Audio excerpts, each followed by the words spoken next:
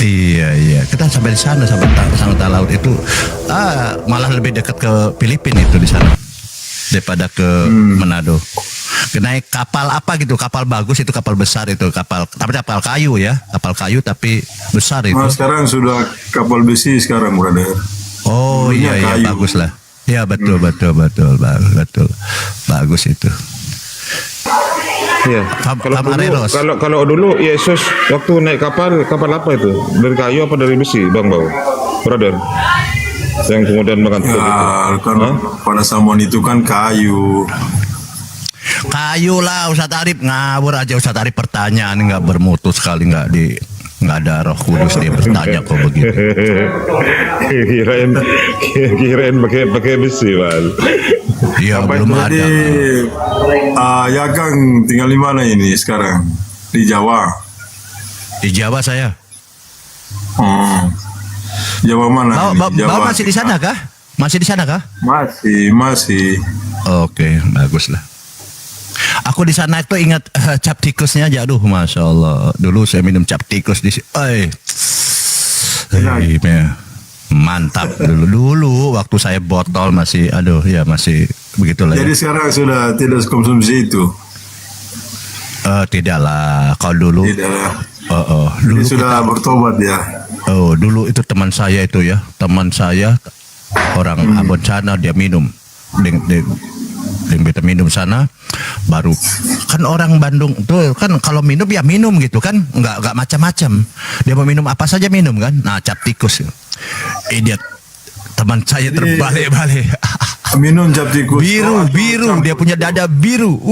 Apa dia bilang, padahal orang Bandung ini peminum tapi nggak seperti itu, dia bilang biasa aja. Dia bilang orang Bandung dia minum lain, dia diam tapi banyak dia minum kan, tidak mabuk. Dia bilang hebat, dia bilang. Nah, begitu memang. Cap tikus baru pakai apa tuh, lagi RW itu itu. Iya. Dulu masih gila saya. Itu ada gurunda di bawah. Aduh, masih gila dulu. Makanya kalian ini bertobat. Ada gurunda di bawah, parah kau. Oh enggak, maksud saya ngajak saya. Dulu saya masih botol. Jadi saya belum bertobat ini menurut Jakang. Iya bertobat lah Bang, karena dari sisi apa? Sudah bertobat. Alhamdulillahirobbil alamin. Bagus lah ya, karena tidak ada nilai positifnya di sana, malah negatif ya. Nanti pulang-pulang istri dihajar sana hajar sini, kasihan baru segala macam sudah tidak baik sudah baik bertobat sudah ya. Bagus. Sudah bertobat. Cuman yang belum bertobat ini masih menuhankan Yesus toh manusia kan? Iya, maksudnya jadi persoalan Yesus ini menurut Jakang, kenapa kalau kita tidak ini Yesus? Gimana Islam ini tidak sempurna imannya kalau tidak beriman kepada Yesus. Nah, sudah lolos kalau begitu. Kalau Jakang iman Yesus sudah lolos. Oke. Cuman masalahnya, yang ada masalahnya kan kita harus tahu iman ini atau percaya kepada Yesus ini apa, bagaimana menurut Yesus kan begitu. Bukan kata Bapak Pendeta. Bapak Pendeta bagaimana dia naik di mimbar berkhotbah lalu. Nah, kebenaran itu datang dari para nabi. Ya utusan Tuhan, Yesus, David, Moses, Nabi Muhammad, seperti itu. Itulah kebenaran yang benar. Ketika Yesus mengatakan bahwa yang mengatakan Yesus Tuhan adalah orang jahat, ya kita jangan berani-berani melanggar itu. Sepakat tidak? Ya, maksudnya orang jahat seperti apa yang berada maksudkan? Yesus berkata begini, setiap orang yang memanggil aku Tuhan, Tuhan, ini orang jahat, dia bilang. Loh, ciri-cirinya bagaimana Yesus? Dia bilang, yang memanggil Yesus Tuhan nih. Dia bernubuat dengan nama Yesus, mengusir setan dengan nama Yesus, seperti itu. Bermujizat dengan nama Yesus. Itu dia ciri-cirinya. Nah, yang sekarang yang menuhankan Yesus siapa? orang Kristen. Yang bernubuat dengan nama Yesus, orang Kristen. Yang bermujizat, mengusir setan dengan nama Yesus, siapa? Orang Kristen. Nah, orang Yesus bilang, aku tidak kenal mereka, dia bilang. Nanti akan dihakimi, dia bilang, aku tidak kenal mereka, tetapi mereka ini orang jahat. Kalau Yesus saja mengatakan orang jahat, kejahatan, brother. Orang membuat kejahatan, itu Yesus tidak mengenal. Kan ada kalimatnya pembuat kejahatan. Ya, kalau orang menyebut Yesus Tuhan ya tidak masalah. Masalahnya di mana? Iya gini kalimatnya begini. Kalimatnya kan begini, gampang loh. Bible ini gampang sekali ya. Udah diterjemahkan ke dalam bahasa Indonesia, kadang-kadang direvisi untuk tujuannya disempurnakan dengan bahasa yang berlaku sekarang kan, dengan ejaan yang disempurnakan begitu kan, supaya kalian paham. Kalimatnya begini, bukan setiap orang yang berseru kepadaku Tuhan, Tuhan akan masuk kerajaan sorga, dia bilang, melainkan dia yang melakukan kehendak Bapakku di sorga, dia bilang. Matius 7, 21, 22, 3. Lalu Yesus berkata, dan Yesus ini kan pintar dia kan cerdas, karena dia datang untuk menyelamatkan Bani Israel, domba-domba yang tersesat. Dia bilang begini, bagaimana Yesus yang dimaksud itu? Di Matius 7:21 dia bilang, bukan setiap orang yang memanggil aku Tuhan, Tuhan akan masuk kerajaan surga. Lalu Yesus ini menjelaskan juga bagaimana ciri-cirinya.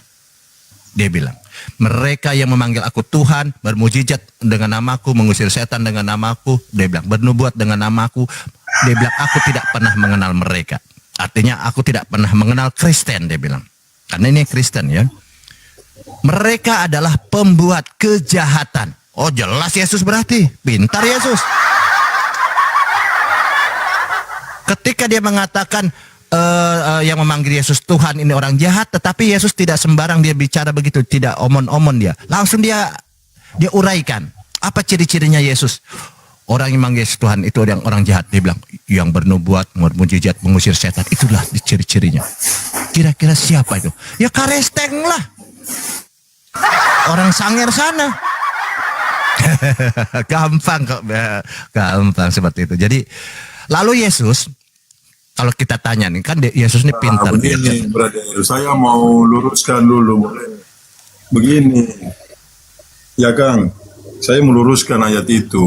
Ayat itu ditujukan kepada orang-orang yang membuat kejahatan. Mereka dalam pelayanan memang seperti itu. Mereka mengusir setan, bernubuat. Tapi mereka pembuat kejahatan. Tidak sinkron kan?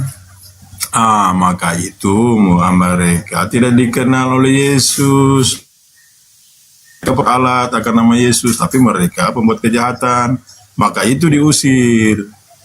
Dianya begitu, brother. Bukan orang menyebut Yesus Tuhan lalu dikatakan pembuat kejahatan. Bukan seperti itu ayat itu. Mungkin brother salah tafsir. Oke. Jangan ditafsir lah ya, karena ini sudah bahasa Indonesia. Ditafsir nih kalau masih bahasa Aramaik, bahasa Ibrani itu boleh lah, karena pemahamannya di sana berbeda-beda. Satu kata bisa bermakna 3, 4 makna ya, maka itu perlu ditafsir. Tetapi ini kan sudah bahasa Indonesia, ya kan? Di sini teman-teman, ya ini Bang Bau, kita coba Yesus omong nih ya. Ada dua narasi yang Yesus sampaikan di Matius 7 ayat 21 itu. Ya, dua narasi, dua kalimat istilahnya yang harus kita pahami. Kalimat pertama yang Yesus sampaikan apa? Bukan setiap orang yang memanggil aku Tuhan, Tuhan akan masuk kerajaan surga. Itu satu kalimat. Ya, satu kalimat. Lalu kalimat berikutnya apa dia bilang? Melainkan.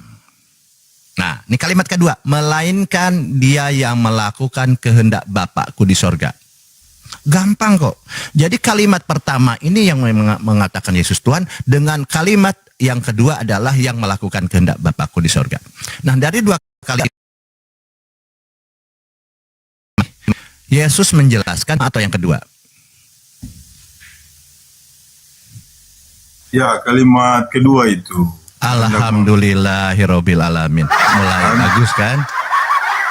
Mulai bagus coba itu. Saya tanya, begini ya Kang, kehendak Bapak itu seperti apa yang menurut Anda tahu? Bagus. Ini yang tidak pernah diajarkan oleh gereja ini. Kenapa Coba Anda ketika jelaskan dulu. Oke, baik Bang Bo. Bagus ini. Saya pernah sesering diskusi dengan teman-teman Kristen, kenapa kalian tidak mencari jaminan keselamatan yang dijanjikan oleh Yesus, yaitu yang melakukan kehendak Bapakku di sorga. Melainkan kenapa kalian Kristen malah sebaliknya memanggil Yesus Tuhan? Padahal yang Yesus jamin itu adalah yang melakukan kehendak Bapakku di sorga, dialah yang akan masuk kerajaan sorga. Itu kenapa kalian tidak pernah diajarkan oleh Bapak Gereja? Kenapa? Nah, bagus ada pertanyaan. Apa sih kehendak Bapakku di sorga? Ya kan begitu. Kehendak Bapa di sorga ini, teman-teman, kalau kita paham ya, banyak kehendak Bapakku di sorga. Ya, pertama, ya harus kita baca. Sebelum kita masuk apa tuh kehendak Bapa di sorga, kita harus paham dulu ini ya, apa yang Yesus maksud ini kehendak Bapakku di sorga nih. Ya kan, jangan ingin loncat-loncat aja comot-comot. Kita baca Yohanes 7 nomor 17. Yesus yang ngomong ini. Saya sampai menggali ini karena ini penting ini. Ini Yesus memberikan luar biasa jaminan ini kalau melakukan kehendak. Dia bilang, Yohanes 7 nomor 17, Yesus berkata tentang kehendak Bapa. Ini tadi pertanyaan bagus, apa tuh kehendak Bapa? Yesus uraikan tentang kehendak Bapa. Yohanes 7 nomor 17. Dia bilang begini. Yesus yang ngomong nih, bukan Baal. Barang siapa melakukan kehendak Bapa di sorga, ia akan tahu bahwa ajaranku itu berasal dari Bapa. Nah, kunci di situ. Jadi, yang melakukan kehendak Bapa di sorga, kita harus percaya Yesus utusan Bapa. Itu poinnya, ya kan? Harus kunci di sana. Oh, itu dia bilang barang siapa mau. Nah, kan sebelum melakukan kita kan harus ada kemauan dulu. Barang siapa mau melakukan kehendak Bapa, ia akan tahu ajaranku berasal dari Bapa. Berarti kita harus percaya Yesus membawa ajaran. Kalau kau mau melakukan kehendak Bapa, harus ikut ajaran Yesus. Dia karena kalimatnya barang siapa mau melakukan. Nah, itu kuncinya dulu. Oh, mau nih, belum sampai melakukan ini. Lalu gimana Yesus tentang melakukan kehendak Bapa? Karena bahaya, Yesus bilang, kalau tidak melakukan kehendak Bapa akan dicampakkan ke dalam api neraka. Lalu Yesus, apa sih kehendak Bapa? Kita lihat Yesus di Matius 12:50. Dia uraikan tentang kehendak Bapa. Jadi pelan-pelan kehendak Bapa ini harus diuraikan. Karena memang Yesus ini luar biasa ya. Karena dia membawa keselamatan, dia harus jelaskan kepada murid-muridnya. Di Matius 12:50 catat. Sebab siapapun yang melakukan kehendak Bapakku di sorga, dia bilang. Siapapun. Tadi kan mau. Nah, setelah ada kemauan, baru dia bilang praktekan nih. Kalau melakukan, dia bilang. Sebab siapapun yang melakukan kehendak Bapakku di sorga, dialah saudaraku laki-laki, dialah saudaraku perempuan, dialah ibuku. Wih, ngeri nih. Keren ini. Siapa yang tidak bangga kita kenal dengan presiden, kita jadi saudaranya presiden. Wah, jadi orang dalam. Apalagi dia bilang menjadi saudaranya Yesus. Yesus ini ahli sorga. Dia pasti sorga. Jaminnya di sorga dia. Bagaimana kita tidak bangga menjadi saudara Yesus? Makanya Yesus memberikan motivasi bagaimana pentingnya melakukan kehendak Bapa. Di Matius 12:50 dia mau memberi motivasi. Sebab siapapun yang melakukan kehendak Bapakku di sorga, dialah saudaraku laki-laki, dialah saudaraku perempuan, dialah ibuku, dia bilang. Luar biasa loh ini. Saking pentingnya Yesus sehingga murid-muridnya diajarkan tentang kehendak Bapa. Dia memberikan motivasi loh. Supaya kalian masuk surga, dia bilang. Biar selamat kalian nih. Ini. Apa sih kehendak Bapakku di surga itu? Ini baru dia motivasi. Lalu apa sih Yesus sampai kalian menjamin menjadi saudaranya? Gini Baal. Kenapa saya mengajarkan melakukan kehendak Bapa akan masuk surga? Karena saya harus motivasi mereka. Harus motivasi kepada murid-muridnya supaya selamat. Kristen biar selamat. Begitu maksudnya. Lalu bagaimana dengan kamu Yesus? Apa kamu ingin masuk juga ke dalam surga? Iya, dia bilang. Lalu bagaimana dengan kamu? Kalau kamu memberi motivasi, tentu kamu juga harus memberi contoh dan kamu harus melakukan sebagai guru yang baik. Oke, betul. Aku sudah ajarkan kepada orang Kristen.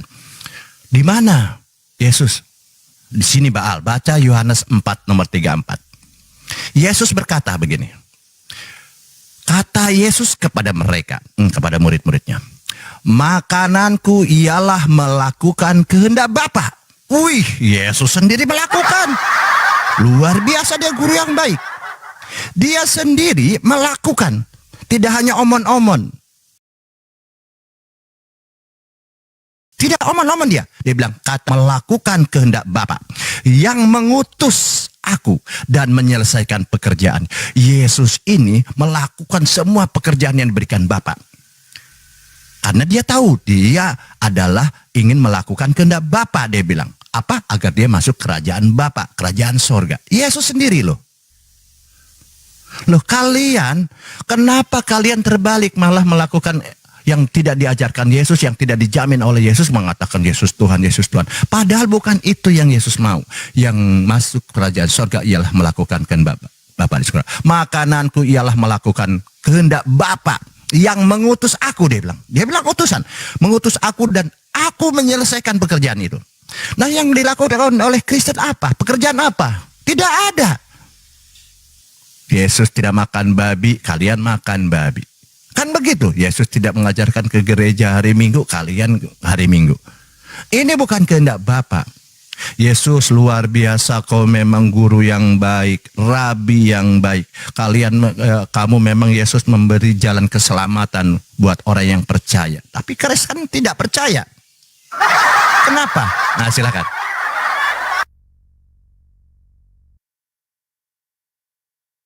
Satu ayat demi ayat. Ya, di sini saya punya catatan ya brother, yang kehendak Bapa itu di dalam Yohanes 6 ayat 40.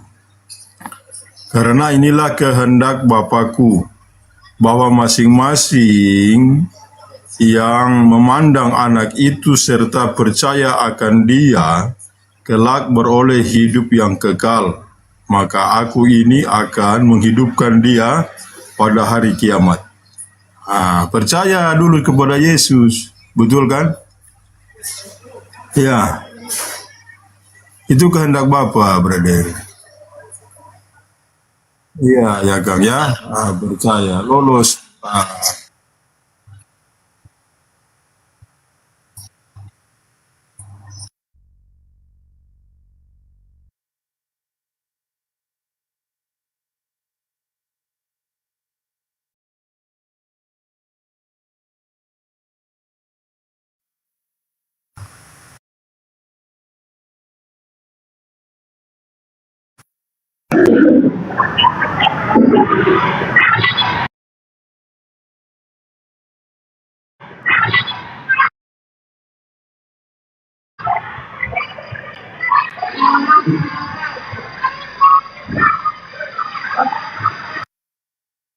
Ya teman-teman. Inilah pekerjaan yang dikehendaki Bapa. Mulai. Setelah dia menjelaskan tentang kehendak Bapa, dia memberi motivasi, dan Yesus pun melakukan kehendak Bapa, mengerjakan kehendak Bapa, dan dia pun dia sekarang sudah mulai masuk. Yesus ini guru yang bagus. Dia kalau mengajar tuh kayak segitiga loh Bang. Dari dasarnya kemudian mengerucut sampai dia poinnya dapat di atas ya. Ini Yohanes 6 ayat 29. Jawab Yesus kepada mereka. Inilah pekerjaan yang dikehendaki Bapa. Yaitu, dia bilang. Pakai kata yaitu ya teman-teman. Jadi jelas kalau yaitu sudah berarti itulah penjelasannya. Yaitulah hendaklah kamu percaya kepada Dia yang diutus Bapa. Dia siapa? Itu tentu Yesus. Kan? Dia bilang begini, inilah pekerjaan yang dikehendaki Bapa, yaitu hendaklah kamu percaya kepada Yesus yang diutus Bapa. Konsisten Yesus. Yesus utusan. Percaya, kalau kalian percaya kehendak Bapa dan kalian melakukan kehendak Bapa, kalian akan ingin masuk surga, itu melakukan kehendak Bapa. Apa sih kehendak Bapa? Percaya kepadaku, dia bilang, sebagai utusan Bapa. Yohanes 6 ayat 29. Gampang kan? Gampang kan? Percaya kepada Yesus sebagai apa? Sebagai utusan. Tadi sampai Yohanes 6 nomor 40 tadi ya. Ini di Yohanes 6 29, masih Yohanes 6. Di situ percaya kepada Yesus sebagai utusan. Karena murid-muridnya paham dengan pengajaran Yesus, dia adalah orang yang langsung berinteraksi dengan Yesus, Dia tahu mimik, muka, perilaku, sikap, gestur tubuh dan lain-lain Yesus. Lalu apa kata Yesus tentang murid-muridnya? Anda baca Yohanes 17 nomor 8. Dikatakan begini, Bapa, segala firman yang engkau sampaikan kepadaku, telah kusampaikan kepada mereka, kepada murid-muridku. Dan mereka, dan murid-muridku telah menerimanya. Segala dia bilang, sudah diterima nih. Sudah disampaikan, tidak ada yang tersisa. Yesus bilang, sudah saya sampaikan katanya, Bapak, segala firmanmu, dia bilang. Kepada mereka, dan mereka menerimanya. Mereka, murid-muridku, dia bilang, tahu benar bahwa aku datang daripadamu, Bapak. Dan mereka, murid-muridku, percaya, dia bilang, bahwa engkaulah yang telah mengutus aku.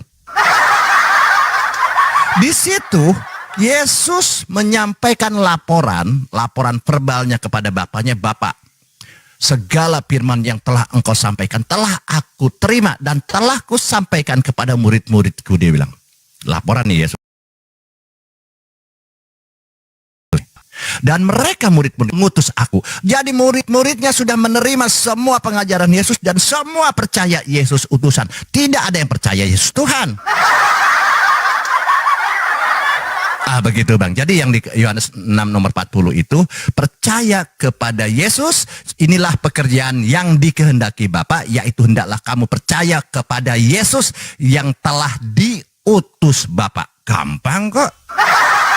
Itu maksudnya percaya, harus percaya Yesus adalah utusan. Karena di Yohanes 17:8 murid Yesus juga melaporkan kepada Bapaknya bahwa murid-muridnya sekarang sudah percaya bahwa akulah yang telah engkau utus. Oke, lanjut. Oke, baik ya brother, karena Anda sudah percaya Yesus ya, Anda lolos ya. Karena Yesus memberi suatu pandangan ya kepada kita semua ya, terutama di Komal ini ya, brother Arif ya, bahwa di dalam Yesus ya kita dapat Bapa itu. Maka secara disiplin ya kita datang kepada Yesus. Karena dia memberi suatu teladan, contoh ya pada kita sebagai murid-muridnya dan juga orang percaya. Apa yang Yesus ajarkan ya kita ikuti. Ya seperti Yesus katakan di dalam Yohanes 14 ayat 6. Akulah jalan, akulah kebenaran dan kehidupan. Ya berarti di dalam Yesus ada kebenaran dan juga ada kehidupan. Ya supaya kita hidup, kita datang kepada Dia. Ketika kita datang kepada Dia, maka kita berjumpa Bapa itu. Buka di profil Ya, ini. terima kasih brother, Anda telah percaya Yesus ya menjadi utusan, ya itu yang menjadi Alkitab suci yang telah menulis ya. Brother telah baca ayat demi ayat dan saya sangat menghargai dan sangat disiplin ya ketika satu membaca suatu Alkitab, mendapat suatu pandangan yang baik supaya orang itu dapat berubah tahap demi tahap. Ya, terima kasih. Mungkin ada teman-teman saya yang ada baru masuk bisa memberi suatu pandangan. Terima kasih, brother.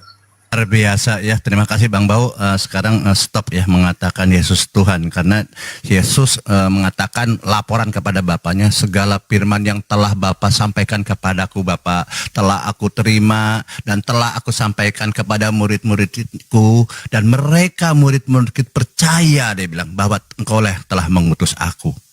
Murid yang setiap hari saya bilang berinteraksi dengan Yesus, ya kan, kemana-kemana Yesus istilahnya menderita, dia ikut menderita. Yesus senang, dia juga ikut senang. Semua Yesus ke kiri, dia ikut ke kiri. Yesus ke kanan, ikut ke kanan. Yesus maju ke depan, dia ke depan, istilahnya ya. Dia Yesus mundur, dia mundur. Inilah murid yang orang-orang yang dekat dengan Yesus. Percaya Yesus utusan, bukan Tuhan.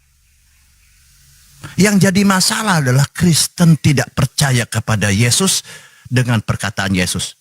Kenapa jadi Tuhan? Nah, Anda mengutip Yohanes 14 ayat 2, ayat 14 tadi, Yohanes 14. Di situ, apapun kalau kalian semuanya, pada Bani Israel, kepada murid-muridnya maksudnya, kalau kalian percaya kepadaku, kau akan selamat. Aku akan memberi kehidupan yang kekal, ya, maksudnya hidup ke surga, kan seperti itu. Apakah dia sedang menunjukkan Tuhan? Tidak, Yohanes 14 ini tetap dia konsisten. Yohanes 14 ini konsisten bahwa dia utusan. Di mana kamu Baal tahu? Anda baca Yohanes 14 ayat 24. Makanya dia selalu mengatakan utusan-utusan. Yohanes 14 ayat 24, dia sedang berbicara nih. Firman yang kamu dengar bukan dariku, dia bilang, melainkan dari Bapa yang mengutus aku. Dia menyampaikan kepada murid-muridnya bahwa segala firman yang kamu dengar dariku ini bukan dariku, dia bilang, tetapi dari Bapa yang mengutus aku. Yohanes 14 ayat 24. Jadi teman-teman, itulah saya bilang, kalau ada Bapa, ada Yesus, kalau Yesus mengaku sendiri, mengatakan dia utusan, lalu siapa yang harus disembah menurut Yesus sesuai dengan kehendak Bapa? Tentunya teman-teman, kalau orang percaya kepada Yesus saja sebagai utusan, itu tidak sempurna karena ada Bapa yang mengutus. Tentunya menurut Yesus, Yohanes 17 ayat 3, inilah hidup yang kekal, dia bilang. Hidup yang kekal yang dijanjikan oleh Yesus, yaitu bahwa mereka mengenal engkau, ini murid-muridnya mengenal engkau satu-satunya Allah Tuhan yang benar. Jadi Tuhan yang benar adalah Bapa di sorga, dia bilang. Dan mengenal aku Yesus adalah yang telah Bapa utus. Nah teman-teman Kristen tidak mengenal Yesus. Dia bilang Tuhan. Padahal Yesus bilang yang akan masuk kerajaan sorga, Yohanes 17:3 itu percaya mengenal aku. Dia bilang mengenal aku adalah utusan Bapa. Nah orang Kristen tidak mengenal Yesus Tuhan, Yesus Tuhan. Berarti Kristen tidak kenal Yesus. Kalau tidak mengenal Yesus berarti tidak mengenal Bapa. Tidak mengenal Bapa, tidak mengenal Yesus. Nah orang Kristen tentunya masuk neraka. Lalu Yesus, oke, saya si Baal sudah menyampaikan, Bang Juma sudah menyampaikan, Ustadz Alif sudah menyampaikan, Ustadz Tahta sudah menyampaikan bahwa engkau utusan-utusan. Kalau Kristen ini tidak mengenal bahwa engkau utusan, katanya adalah Tuhan, padahal kamu mengatakan di ayat-ayat semua menyampaikan engkau utusan-utusan. Lalu Yesus, saya mau ajarin sama dan anak, antara Bapak dan engkau, siapa yang harus disembah? Loh Baal, aku sudah ajarkan. Di abad pertama saya sudah ajarkan. Loh, tapi Kristen ini botol. Tidak tahu, dia masih bingung. Sekarang ada Oneness, ada Advent, ada Pentecost, ada Tuhannya 3, ada yang 2, ada yang 1. Tidak jelas siapa yang Tuhannya. Aku sudah ajarkan, dia bilang. Karena mereka memang botol. Ikut pendeta-pendeta aja. Di mana Yesus saya harus belajar? Baca Yohanes 4 ayat 23, dia bilang. Yohanes 4 ayat 23. Oh, sudah Yesus. Oke, saya baca Yohanes 4 ayat 23 tentang siapa yang disembah. Apakah Bapa atau Yesus? Kalau utusan tentu seharusnya tidak disembah. Tetapi kita harus validasi dengan pernyataan Yesus. Yohanes 4 ayat 23. Yohanes 4 ayat 24. Di sini ayat 23. Tetapi saatnya akan datang dan sudah tiba sekarang, dia bilang. Sudah tiba sekarang. Bahwa penyembah-penyembah benar. Ingat. Penyembah-penyembah benar akan menyembah Bapa. Gampang kok. Penyembah-penyembah benar akan menyembah Bapa dalam roh dan kebenaran. Sebab apa dia bilang Yesus?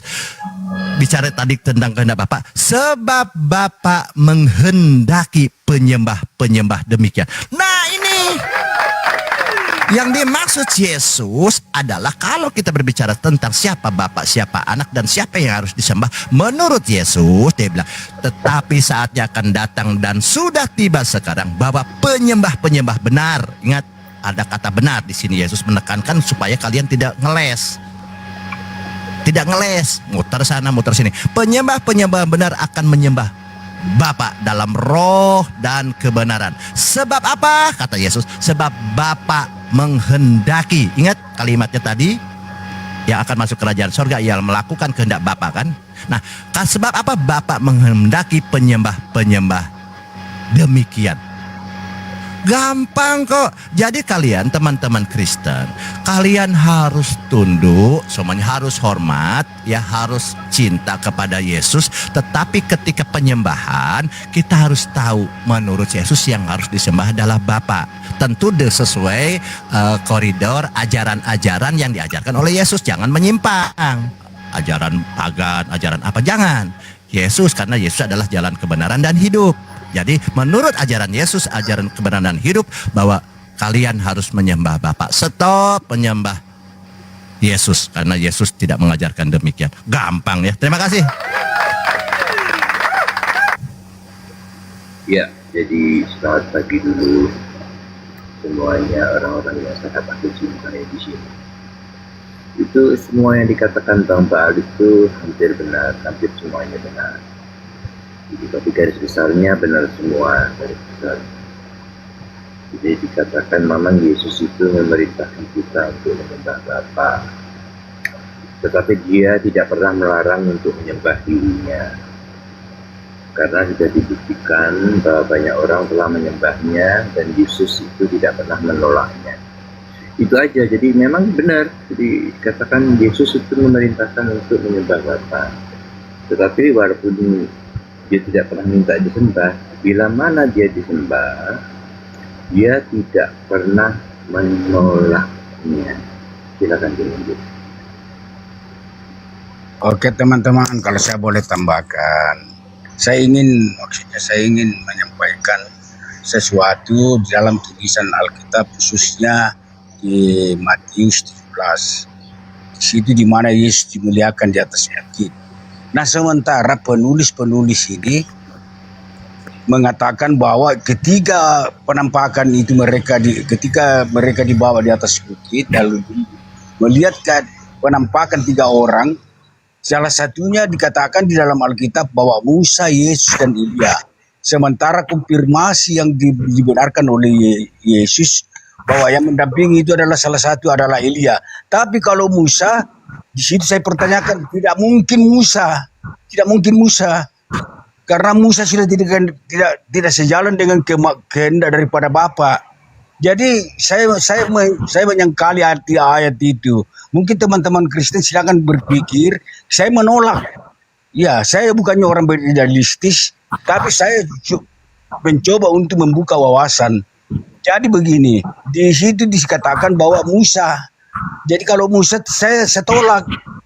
Di situ yang konfirmasi, tidak ada konfirmasi dari Yesus, dia hanya konfirmasi kepada Elia. Dan menurut saya bahwa yang mendampingi Yesus saya secara pribadi, bahwa ketika dia dikatakan Musa, di mana Yohanes pernah melihat wajah Musa? Kan tidak pernah. Wajah Musa tidak pernah dilihat oleh murid-murid Yesus. Lalu dia mengatakan bahwa itu Musa. Jadi dugaan saya pribadi bahwa selanjut di mana pengajaran-pengajaran itu sebelum Yesus datang diutuslah Elia untuk menyampaikan pengajaran yang sebenarnya. Kemudian diserahkan kepada Elisa. Jadi kemungkinan besar bahwa ketiga itu adalah Elisa dan Elia dan Yesus. Jadi kalau di situ sedikit saya bantah. Jadi mungkin teman-teman seiman, ya saya kan Kristen. Jadi saya percaya bahwa Yesus itu adalah Tuhan. Begitu. Dan kalau dikatakan itu di dalam Matius 17, saya tidak setuju dengan ayat itu kalau dikatakan Musa. Di dalam pemikiran saya yang konfirmasi di situ adalah Yesus, bahwa itu adalah Elia. Sedangkan Elia dilanjutkan pengajarannya kepada Elisa. Jadi besar kemungkinan bahwa itu adalah Elisa dan Elia dan Yesus. Begitu teman-teman. Oke, silakan. Iya, Bang Mr. Ling. Sebentar, Bang Mr. Ling. Terus Musa itu diutus oleh siapa, Bang Mr. Ling? Nabi Musa itu. Siapa yang mengutus kalau di perjanjian lama? Kalau saya pribadi, saya kan ini menyelidiki. Kalau saya pribadi bahwa Musa itu diutus oleh dewa Midian. Yang disembah oleh Yitro mertuanya. Bahwa Yitro itu adalah imam daripada dewa Midian di tanah Kanaan. Jadi itu bukan Tuhan yang lain itu. Makanya Yesus datang meluruskan karena Elia gagal menyampaikan kebenaran, lalu ya terpaksa Tuhan itu sendiri turun ke bumi untuk menyampaikan berita keselamatan. Tuhan yang benar, begitu Arif. Iya, berarti dewa Median itu kalau yang di perjanjian lama disebut dengan Yahweh gitu maksudnya, Bang Mr. Ling. Ya, sudah benar. Ya Yahweh. Yahweh itu Yahweh, ya benar menurut saya. Jadi ada teman-teman, ada juga orang-orang Kristen sekarang menyamakan Yahweh dengan Yesus. Kalau memang Yahweh itu adalah Tuhan yang benar, buat apa Yesus datang? Buat apa dia datang kalau memang Yahweh itu adalah Tuhan? Justru banyak di nomor Sion di Komal-Komal dong, Bang. Gimana ini? Mau Stanley? Baik, saya tanggapi dulu. Iya, silakan tanggapi. Begini brother ya, di dalam Matius 5 ayat 17, di sana kan Yesus berkata, aku datang bukan meniadakan hukum Taurat dan kitab para nabi, melainkan mengenapi. Jadi ada berapa kitab di sini? Ada kitab para nabi dan hukum Taurat. Musa melambangkan membawa hukum Taurat. Dia menerima kan? Kitab para nabi, nabi-nabi besar, nabi-nabi kecil. Yesus datang mengenapi, brother. Maka di dalam Matius 17 tadi yang brother singgungkan, ya itu wajar. Karena ada pertemuan di sana. Ada yang memegang Taurat, kitab Taurat, ya, dan ada memegang kitab nabi-nabi.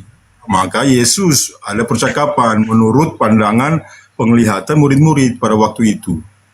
Jadi ayat itu menjelaskan di dalam Matius 5:17, Yesus bukan meniadakan hukum Taurat dan kitab para nabi, tapi mengenapi. Jadi secara disiplin, yang bisa mengenapi siapa menurut brother? Oke. Kalau hukum Silakan. Taurat, sebentar ya. Sebentar teman-teman. Kalau hukum Taurat itu tidak mungkin dari Tuhan yang benar. Karena hukum Taurat itu cacat hukum. Di situ dikatakan, kenapa saya katakan cacat hukum? Di situ dikatakan jangan membunuh.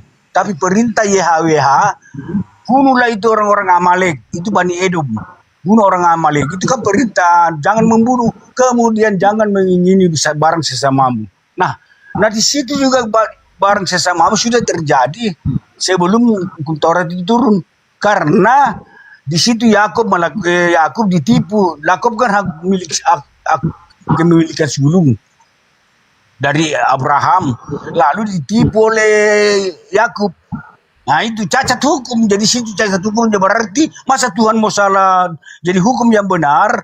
Disitulah Yesus mengatakan, aku datang bukan meniadakan, tapi aku datang untuk menggenapi. Artinya hukum itu kurang, berarti dia bukan hukum itu kurang. Buat apa dong mau genapi lagi? Makanya dia datang bawa hukum, kasihilah sesamamu manusia, kasihilah Tuhan Allahmu. Itulah hukum yang sebenarnya. Jadi hukum Taurat itu dari Yahweh, jangan dibantah lagi. Kalau itu mau dibantah silakan selidiki dulu. Oke. Maaf ya, saya bukan Marsion. Saya penyelidik Alkitab dan saya ingin cari tahu Tuhan yang benar, ternyata Yesus. Saya hanya menyelidiki.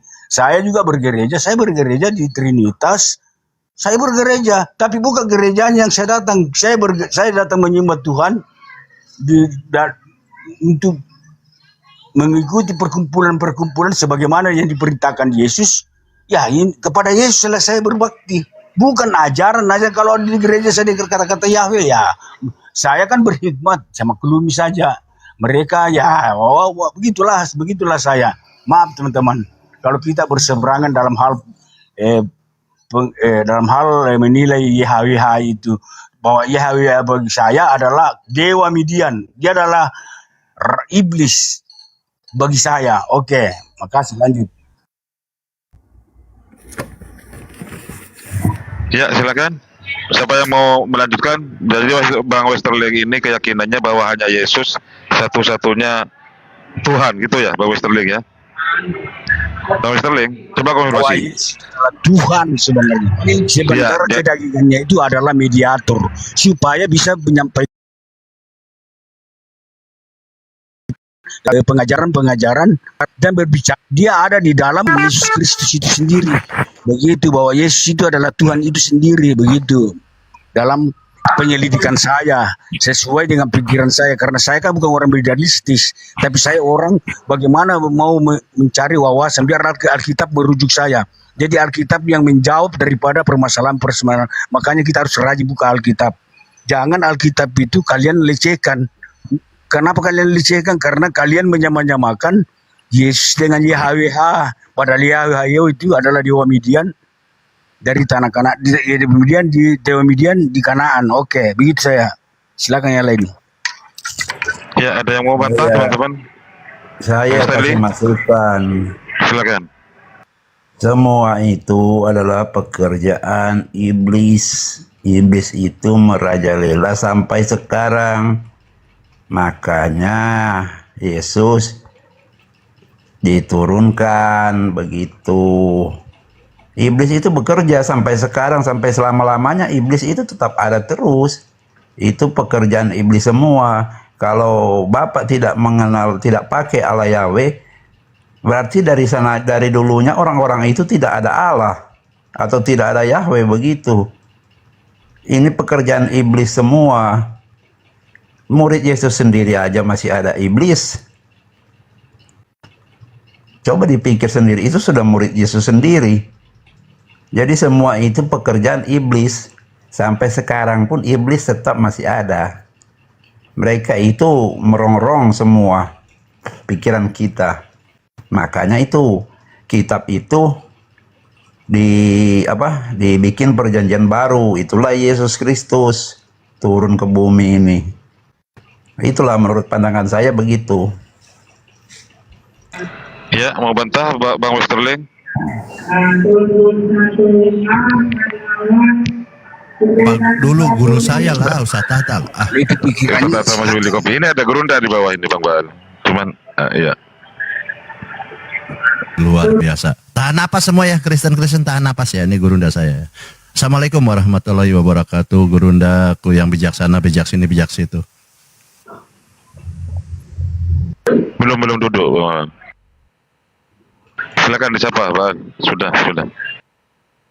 Warahmatullahi wabarakatuh. Gurunda saya Ustaz Tata, Ustaz Bang Juma yang bijaksana, bijak sini, bijak situ ya. Cerdas sana, cerdas sini, cerdas situ. Tetapi kadang-kadang injak sana, injak sini, injak situ. Lihat kondisional ya. Silakan lanjut. Masya Allah. Waalaikumsalam warahmatullahi wabarakatuh. Halo Rambuana. Assalamualaikum Selamat warahmatullahi pagi wabarakatuh semuanya. Iya, semua. Maaf masih di jalan ini, lanjut saya monitor. Oh, Kita ya bisa baik lihat gerunda dulu, ya. Kau lagi. Iya. Rambuana. Jangan-jangan Iya. kau micet. Iya, Ya, silakan. jelaskan. Iya, ditanggapi dulu ya. Itulah iblis atau setan yang bekerja terus. Kalau dari dulunya tidak percaya Allah, terus siapa yang menciptakan langit dan bumi? Itu kan begitu aja pikirannya. Kalau tidak ada Allah dulu, terus apa ini mau jadi bagaimana sepertinya jadi dunia ini? Artinya Coba harus dipikir. ada Yahweh dulu katanya Bang Westerling, baru kemudian ada Yesus kan gitu Bang Stanley ya. Nah itulah makanya saya sudah jelaskan, itulah iblis atau setan yang bekerja dari dulu. Semua itu dia pengaruhi sampai sekarang pun masih bekerja. Murid Yesus sendiri aja jadi apa? Ada yang iblis jadi setan yang ini. Jadi kalau Allah tidak ada dari dulu, terus siapa yang menciptakan bumi ini? Kan pikirannya begitu aja. Kalau kita tidak ada Allah dari dulu, dari Taurat, yang menciptakan ini siapa? Yang turunkan 10 hukum Taurat yang kita percaya itu siapa? Makanya itu iblis ini yang tinggi. Dia merusak semua. Makanya itu Yesus turun untuk percaya begitu. Ya seperti itu kalau dari pemahaman saya begitu masukannya. Ya, silakan. Oke, sebentar. Jadi begini teman-teman. Saya mengakui bahwa yang menciptakan ini adalah Tuhan yang benar. Tuhan yang benar yang menciptakan dunia ini dan menciptakan manusia. Tetapi ketika di Taman Eden, Tuhan terakhir kalinya dia memberi warning. Dia memberi peringatan. Semua buah yang di dalam taman ini boleh kamu makan, tetapi buah pengetahuan ini jangan kamu makan. Tapi di situ artinya dalam buah pengetahuan, jangan kau ikuti perintah lain kecuali perintahku. Tetapi datanglah si ular. Si ular ini menggoda. Lalu ular ini menggoda Hawa. Hawa langsung kemudian memberikan kepada Adam. Maka mereka jatuh ke dalam dosa. Akhirnya manusia dikuasai oleh kegelapan. Jadi Tuhan tidak ada, selanjutnya itu Tuhan tidak ada. Terakhir lagi Tuhan mengutus Elia. Mengutus Elia sebagaimana dikonfirmasi oleh Yesus sendiri. Elia itu sudah diutus tapi tidak ada yang mendengarkan. Itu teman-teman. Jadi kalau kebenaran Yesus adalah Tuhan tidak bisa dibantah. Semua rujukan ada pada saya tahu itu. Kenapa dia menjadi manusia? Karena itu manusianya adalah mediator untuk perkataan-perkataan Bapa, karena Bapa itu tidak bisa terlihat, tidak bisa didengar. Makanya dia mengambil rupa manusia di dalam nama Yesus, bahwa Yesus itu adalah Tuhan sebenarnya. Oke, itu saja pengetahuan saya. Oke, silakan. Bang Seli, mau Iya, sama Bang. lanjut? Saya sudah jelaskan tadi, kalau kita mengatakan yang Yahweh itu tidak Allah, kan kita punya pikiran, terus dari dulu itu tidak punya Allah begitu. Kan pasti ada Allah yang kalian Islam juga percaya, yang menciptakan alam semesta. Kan begitu aja pikirannya, kan saya sudah jelaskan. Makanya itu iblis atau setan itu yang bekerja terus. Karena dia mau menyamakan dirinya dengan Allah begitu. Sampai sekarang pun iblis masih bekerja terus. Begitu aja, makanya itu Yesus itu turun ke bumi itu. Di situ ada tertulis semua, nanti mau dijelaskan semua. Seperti kata Bapak tadi itu, ya di situ kan kalau di ayat-ayat Alkitab kan dijelaskan semua itu. Begitu aja masukan dari saya. Jadi kalau masalah Allah itu sudah ada dari awal. Cuman ya iblis ini yang bekerja terus. Cuman itu aja pandangan kalau.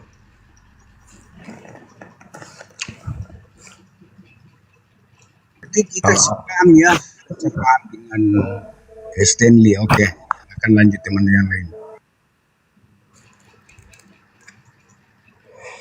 Ya, yang lain mungkin ada yang Ya. tambah, silakan mau tambahkan bagaimana. Silakan, Brother Bau, silakan, Brother Bau. Atau Ustaz Hatta sudah monitor, Ustaz Hatta. Brother Bau, Anda mengiyakan bahwa hanya Yesus satu-satunya. Sebelum itu di perjanjian lama tidak ada Yahweh, atau Yahweh itu adalah iblis itu sendiri, kata Bang Westerling, atau dewa. Gimana? Ya, saya luruskan dulu ya. Jadi kan semua ini kita lihat tujuan kan pokok pembicaraan kan kita Yesus Kristus ya. Ya, di sini berarti kan dalam Alkitab kan ada dua bagian. Kita harus lihat ya, ada perjanjian lama dan perjanjian baru.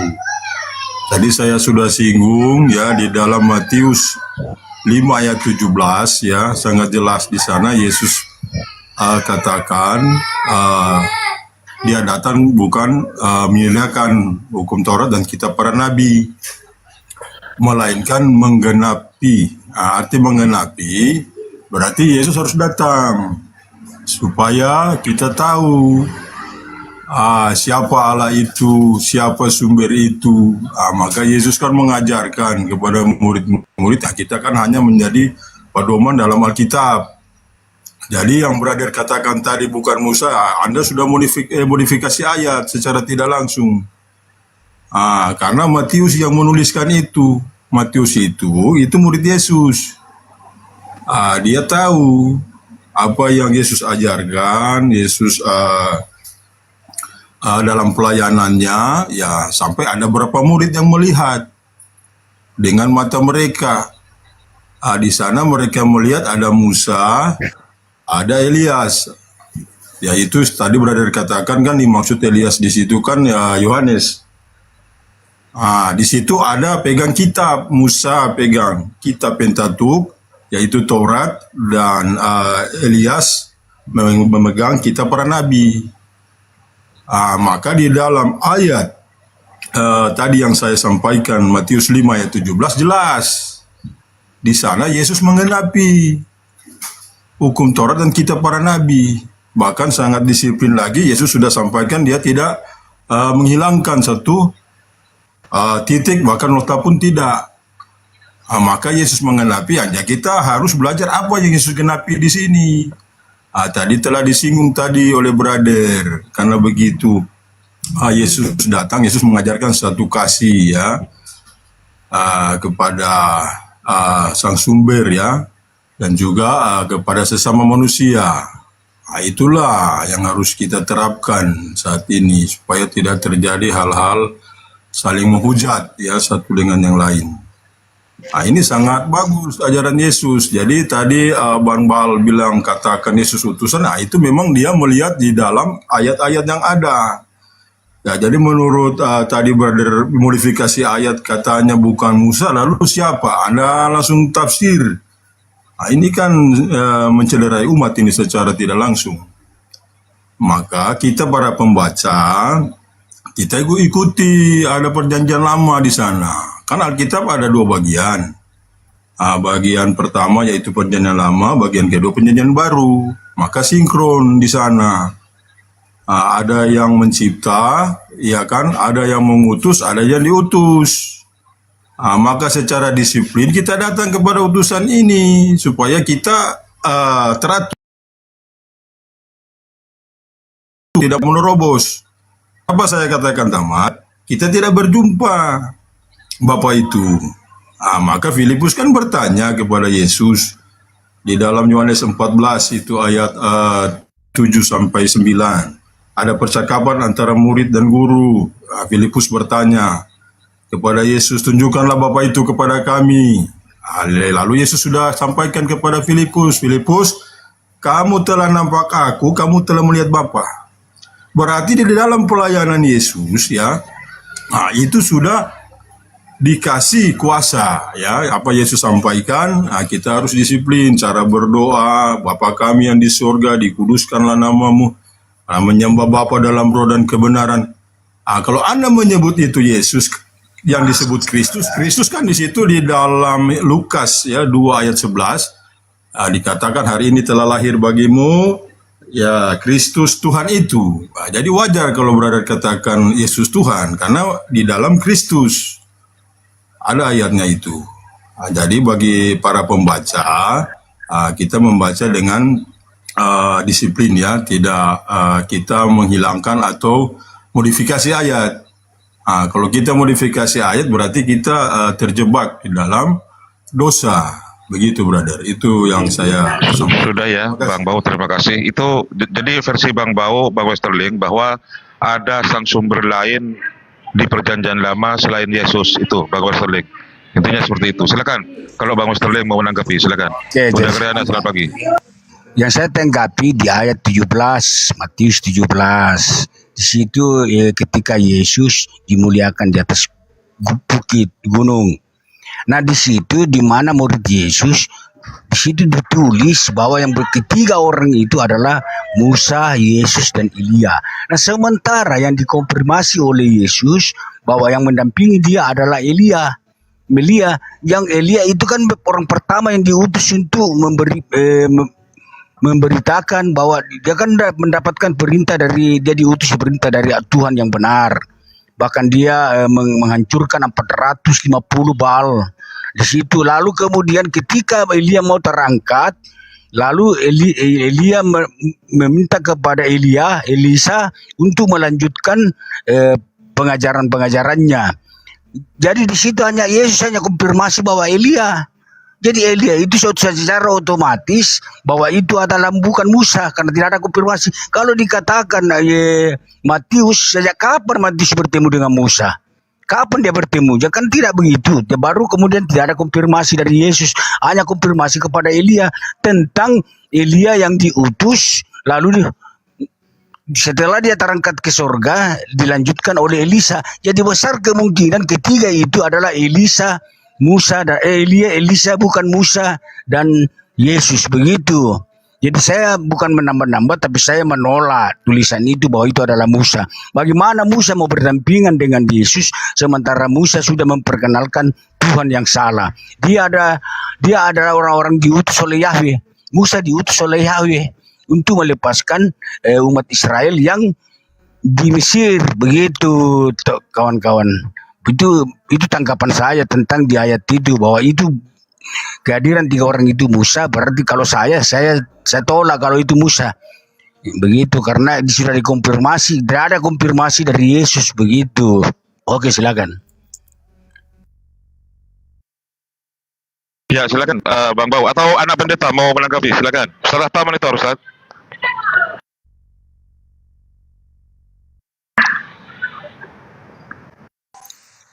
Lanjut ya. Belum, Gurunda masih di toko beliau. Dalam Kristen yang paling penting adalah Kerana begitu besar kasih Allah akan dunia ini, sehingga dia telah mengaruniakan anaknya yang tunggal, supaya setiap orang yang percaya kepadanya tidak binasa, melainkan beroleh hidup yang kekal. Yang paling penting dalam Kristen ialah beroleh hidup yang kekal. Beroleh hidup yang kekal. Supaya kita manusia tidak akan mati lagi. Sebab Allah mengutus anaknya ke dalam dunia ini bukan untuk menghakimi dunia, melainkan untuk menyelamatkan oleh Dia. Barang siapa percaya kepadanya, ia tidak akan dihukum. Barang siapa yang tidak percaya, dia berada di bawah hukuman. Yaitu kalau tidak percaya, dia masuk neraka. Yang tidak percaya, yang percaya itu tidak akan masuk neraka. Sebab dia tidak percaya dalam nama Anak Tunggal Allah. Ya. Inilah Kristen masuk beroleh hidup yang kekal. Ini yang paling penting. Silakan Bang Westerling, ada anak tunggal Yahweh katanya, Bang Westerling. Bang Westerling. Ya. Itulah saya katakan begini. Kalau memang Yahweh itu adalah Tuhan yang benar, ngapain dia mau datang lagi? Apa dia mau datang? Yesus, aku diutus untuk domba-domba yang sesat dari Bani Israel. Dia mengatakan begitu. Karena pada saat itu dia menolak juga kehadiran daripada Elia yang diutus. Begitu. Elia kan juga melakukan mujizat di mana dia sejanda disarpak, bahkan istrinya anaknya ya mati dibangkitkan oleh Elia. Jadi kalau gue mengatakan Yesus adalah Yahweh, kalian salah alamat. Kalian menyembah dua Tuhan. Berarti standar ganda. Itulah sebabnya Yesus berkata, ingatlah engkau, aku tidak mengenal engkau. Tapi ada yang berkata, kami sudah menyebut namamu, kami punya kuasa melakukan mujizat. Itu karena nama Yesus sendiri sudah pernah berkata, barang siapa yang menyebutkan nama di dalam nama Yesus, mujizat itu akan terjadi. Itu kalau ada mujizat yang terjadi, itu karena ucapan Yesus yang betul-betul yang benar, bahwa hanya di dalam namanya bisa melakukan mujizat-mujizat, karena Yesus sendiri sudah berjanji hanya di dalam namanya. Tetapi di samping itu, ketika Anda menyembah Yesus, kalian menyamakan Yahweh. Di situ yang tidak benar, bahwa Yahweh itu adalah iblis. Iblis adalah Yahweh. Itu adalah bapaknya Yesus. Gantian dulu Anda pendeta. Gantian dulu. Sudah Bang Westerling? Ya, sudah. Gitu ya. Oke, selidiki dulu itu Yahweh di dalam Alkitab. Apakah Yahweh itu memberikan pengajaran yang benar? Dia memerintahkan orang membunuh. Seperti contoh, ketika masuk ke tanah perjanjian, dia perintahkan bunuhlah itu orang-orang Amalek, Bani Edom, sampai ke anak-anaknya. Kan membinasakan itu kan perbuatan jahat, suruh membunuh. Sementara Yesus sendiri menyampaikan, kasihilah sesama manusia, doakanlah yang menganiaya kamu. Itu kan berbedaan sekali pengajarannya. Dilihat dari pengajarannya. Kalau Anda mau menyamakan, berarti Tuhan bertobat. Oke, silakan lanjut. Ya, silakan. Yang punya dua Tuhan, Kriadut mau komentar? Kriana? Ya, dulu menyimak. Oh, nyimak. Ya, silakan anak pendeta. Dimulai dulu Kriana.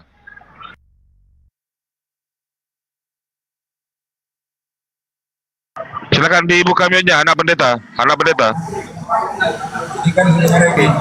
Itu Amalek kan orang yang merampas tanah orang Israel. Jadi pastilah Allah mesti menghukum mereka kerana merompak.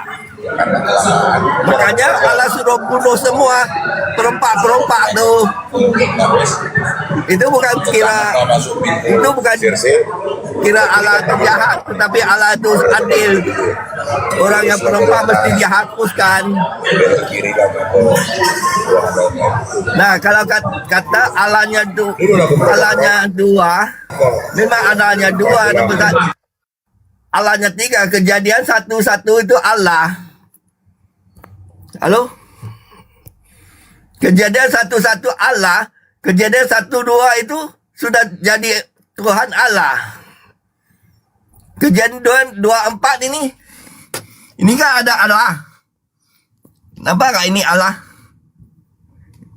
Kejadian 24 ini Tuhan Allah. Sudah ada dua sini. Tuhan Allah dengan Allah ini tidak sama. Allah pada hari ke-7 sudah selesai kerjanya. Ini Tuhan Allah belum lagi buat kerja. Nampak tak? Jadi apabila Tuhan Allah ini berhenti kerja pada hari ke-7, Tuhan Allah mula mencipta manusia.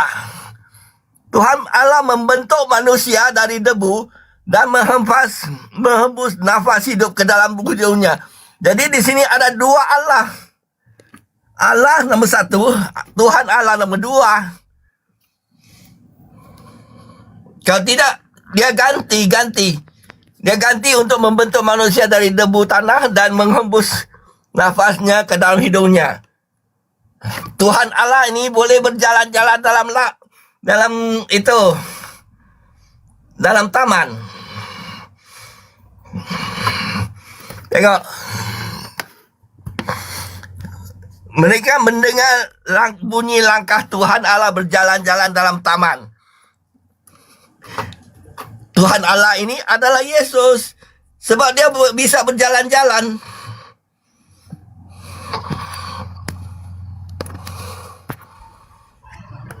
Siapa mau jawab? Sudah, Anak Pendeta? Ya. Sudah? Mau ditanggapi? Ya, Atau Ustaz tahu masuk? Ini berdua jangan diganggu, silakan. Ngantir. Bukan jalan-jalan kata. Oke. Saya kan tadi sudah sampaikan, ketika Tuhan itu memang Tuhan yang benar itu menciptakan langit dan bumi dan segala bentuk isinya, dan menciptakan manusia juta tahun dia hidup abadi. Lalu kemudian dia digoda sama si ular, sama si Yahweh. Nah, si Yahweh ini ketika menipu dia bahwa kau akan seperti dengan Allah kalau kau makan buah ini, artinya dia dilarang untuk mengikuti perintahnya. Tapi di situ terakhir Tuhan berbicara kepada Adam dan Hawa, janganlah kamu makan buah itu. Setelah itu dia makan buah itu, akhirnya penguasaan pada manusia adalah dikuasai oleh iblis. Makanya Yesus datang, Elia datang ditolak. Akhirnya Tuhan itu sendiri turun menjadi anak manusia, mengambil rupa manusia. Begitu Pak. Jadi yang memberikan menumpahkan darah di situ, memberikan baju dengan menutupi aurat daripada Adam dan Hawa itu adalah Yahweh. Yahweh itu adalah setan alias iblis. Begitu Pak. Jadi makanya di situ saya menolak kalau kalian mau menyamakan Yahweh dengan Yesus. Begitu. Oke, silakan lanjut. Terima kasih.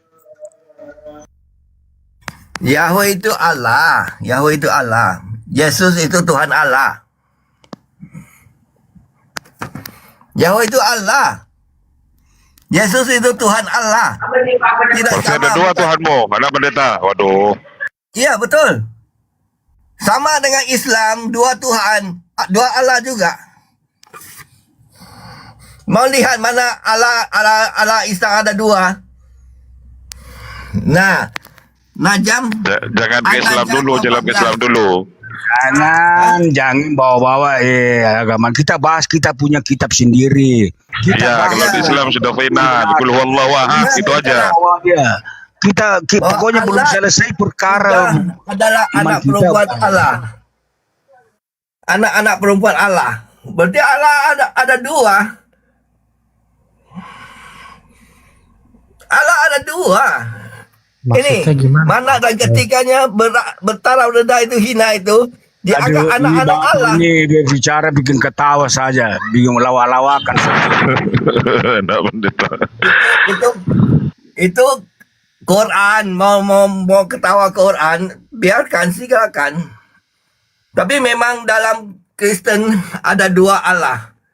Allah nombor satu, Tuhan Allah nombor dua. Ya silakan. Atau mau diklarifikasi Ustaz Hatta? Ayat itu justru Allah membantah keyakinan orang pagan. Mereka menuduh Allah itu punya anak. Kayak Hercules putra dewa Zeus gitu. Nah di ayat ini justru Allah meluruskan. Ya itu tuduhan gitu loh. Yang mengatakan di situ kan orang-orang Quraisy yang menganggap Tuhan itu punya anak. Coba baca ayat sebelum dan sesudahnya itu. Mau baca? Oke. Orang lain. Yang penting kita berurusan dengan kitab kita sendiri. Tak. Sekarang dia suruh saya, dia suruh saya baca, bukan saya mau baca. Dia suruh saya baca ayat sebelumnya. Terserah dia. Setelah kamu, saya baca Setelah kamu, wahai kaum musyrik Mekah, dan dengar keterangan yang membuktikan kekuasaan dan keagungan Allah, maka adakah kamu nampak bahwa Al-Lat dan Al-Uzza dan serta Manat yang ketiga yang bertaraf rendah lagi hina itu layak disembah dan dianggap sebagai anak-anak perempuan Allah. Jadi ada berapa Allah? Ada dua. Betul. Yang disuruh sembah itu bukan Allah nombor satu, Allah nombor dua.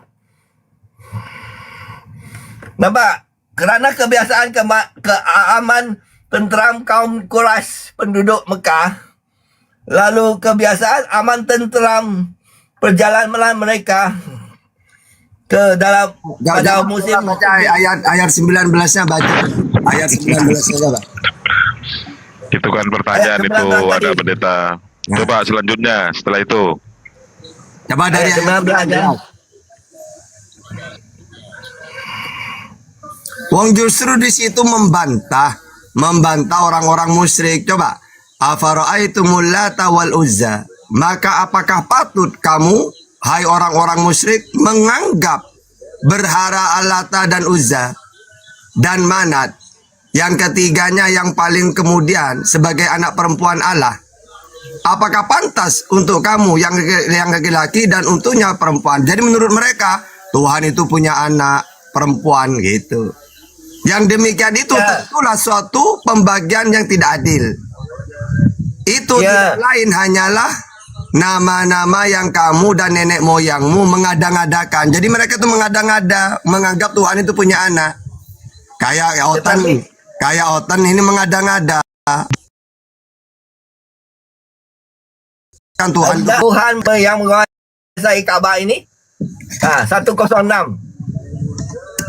3 ayat 3. Quraisy 3. Hendaklah mereka menyembah Tuhan yang menguasai Ka'bah. Oke. Maksudnya yang menguasai Ka'bah di situ maksudnya Allah. Karena yang membangun Ka'bah ini kan ganti Anda. Anda kan mau bertanya. Ini kan Maksudnya Quraisy. Ini kan Iya. ayat Quraisy. iya. Terus Surat sekarang yang membangun Ka'bah itu siapa?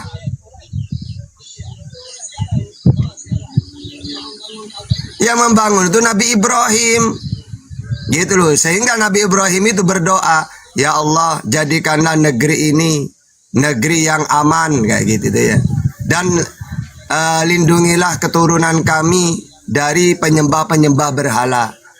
Ya makanya di situ aku diperintah menyembah Tuhan negeri ini. Maksudnya apa? Yaitu Allah, Tuhannya Abraham, Ishak, Yakub. Nah terus Begini, kalau kita Kristen untuk membahas kitab orang lain, kalau kita tanyakan dia jawab, ya kita terima, karena itu jawaban mereka, karena itu iman mereka. Tidak usah kita bantah-bantah.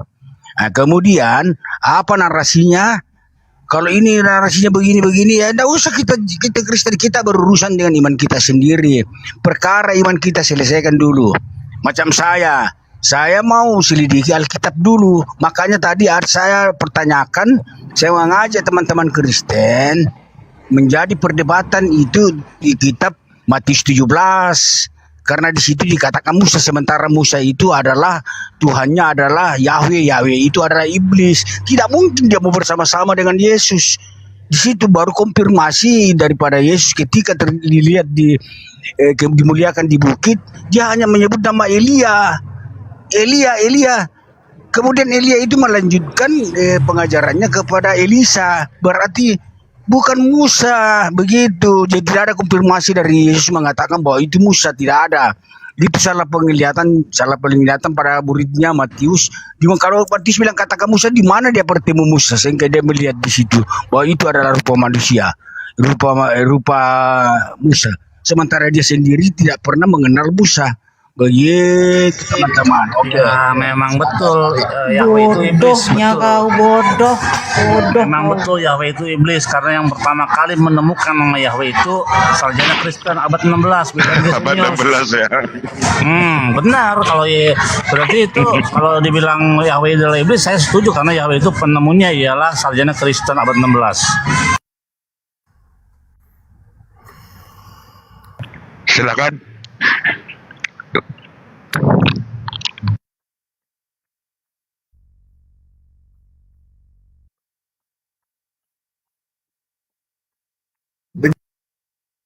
Ya, biar ada edukasi nih. Dikatakan Faismu et kol Hasem Elohekem, dan mereka mendengar suara Hasem, ya, bukan mereka, keluar dari Taman Eden. Jadi tidak ada berjalan-jalan kaki, nggak ada. Tidak ada kata berjalan-jalan, apalagi kata kaki, nggak ada. Di situ yang keluar itu adalah suara. Itu sama dengan dalam kitab Bilangan. Dari tengah-tengah api engkau mendengar suara, tapi satu rupa, wujud tidak ada, hanya suara. Jadi yang didengar oleh Musa, Abraham, Ishak, Yakub, dan juga Adam dan Hawa hanya suara, tidak ada wujudnya, karena Tuhan itu bukan materi. Gitu, paham? Lanjut. Mereka mendengar bunyi langkah Allah berjalan-jalan dalam taman. Nggak ada kata bunyi langkah. Sembunyilah mereka. Faismu. Cepat-cepat mereka sembunyi. No, faismu et call. Call itu suara, call itu suara. Faismu Ya, et mereka call, Hashem. mendengar langkah Allah, Nggak ada- Tuhan Allah nggak ada berjalan-jalan langkah. dalam taman. Nggak ada langkah. Bersembunyilah manusia dan Nggak ada istrinya kata- nggak ada menghadap kata Tuhan langkah. di Nggak ada kata antara langkah. pokok-pokok dalam taman. Nggak ada kata langkah. Kenapa dia bersembunyi? Mithaleh, Tapi Tuhan Allah kata memanggil manusia ini dan berfirman kepadanya, kata di mana mithaleh engkau? itu keluar apa yang keluar, suara. Nggak ada kata langkah kaki, nggak ada. Kan udah diakui ada 6.000 kesalahan terjemahan. Ngapain diyakinin orang 6.000 kesalahan terjemahannya? Mana Wah, supaya tahu bahwa Bunda bentar, Yakub ya. itu adalah iblis. Pertama, ketika Yakub bergulat dengan Tuhan, bergulat dengan Yahweh, kalian Mana aja bukan bergulat dengan Tuhan. Astaga, masa Tuhan kalah sama Yakub? Iya Otak lu betul. Otak lu di mana? Mak, Yakub bergulat Ya, dengan Tuhan.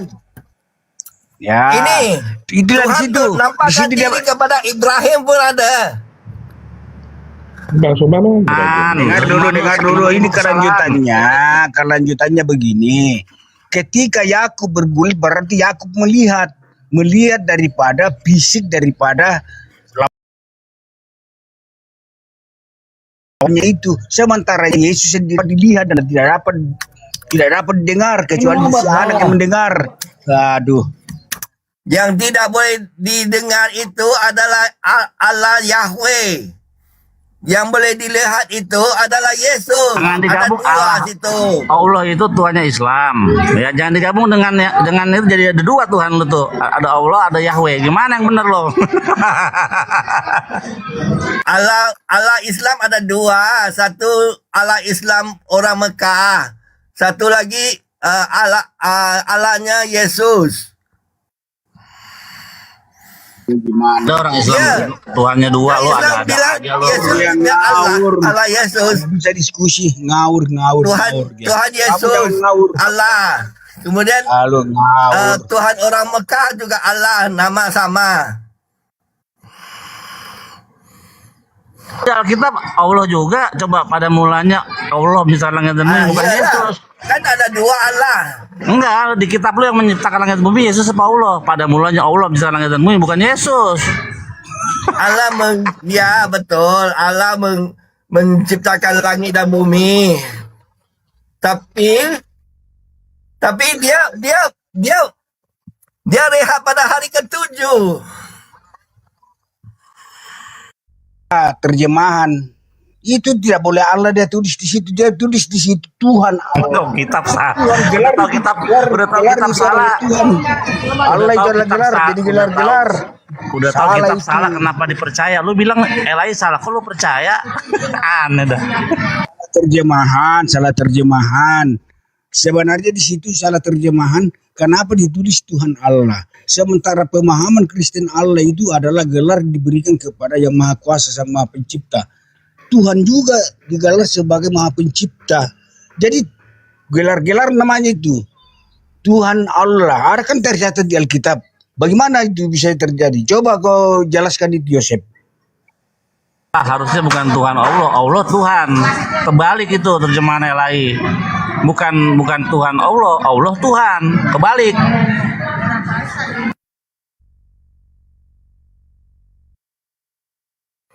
Allah, Ya, silakan, Allah teman-teman. satu. Ustaz Tata. Tuhan Allah adalah Tuhan yang kedua.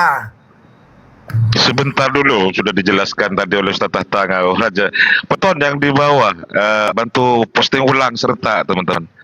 Posting ulang, share-share, bagikan, kemudian absen foreign. Lanjut Ustaz Tahta. Monitor Ustaz. Sambil nunggu Gurunda Juma. Kebentar beliau, kebentar.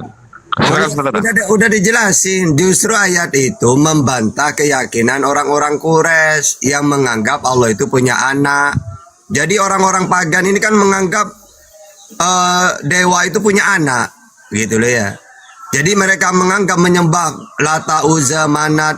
Mereka yakini itu anak Allah, kayak orang Kristen itu loh.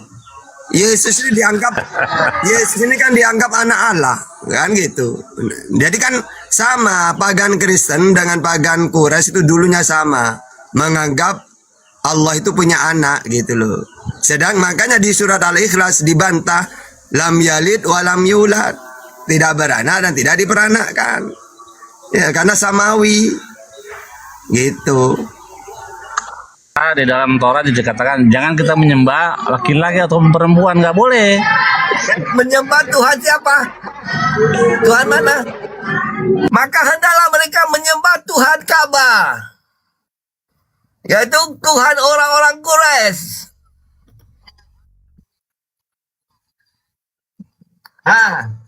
Samawi, bait Allah, bait el, rumah Tuhan.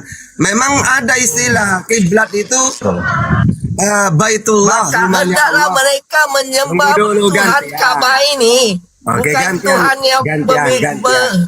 Jadi ajaran Samawi itu ada sebutan Baitullah, rumahnya Allah. Maksudnya nanti itu dijadikan kiblat. Sedangkan Ka'bah yang membangun Nabi Ibrahim, wa id yarfa'u Ibrahimul qawaida minal baiti wa Ismail, Rabbana taqabbal minna. Dan ingatlah ketika Ibrahim diperintah oleh Allah untuk meninggikan Ka'bah. Gitu. Nah, nanti Ka'bah ini disebut Baitullah. Karena berapa? Nah, sekarang gini, di bumi ini, gini, di dalam Islam, di bumi ini hanya ada dua tempat yang Allah istimewakan suci, Baitullah dan Baitul Maqdis. Ya, makanya Rasulullah awalnya menghadap ke Baitul Maqdis 6 bulan. Ya, kiblatnya. Lalu pindah ke Ka'bah. Dua-duanya tempat yang disucikan oleh Allah untuk manusia. Mantap. Lanjut. Yang pertama itu Baitullah pertama, itu Tuhannya Yesus. Ini Tuhannya orang Quraisy.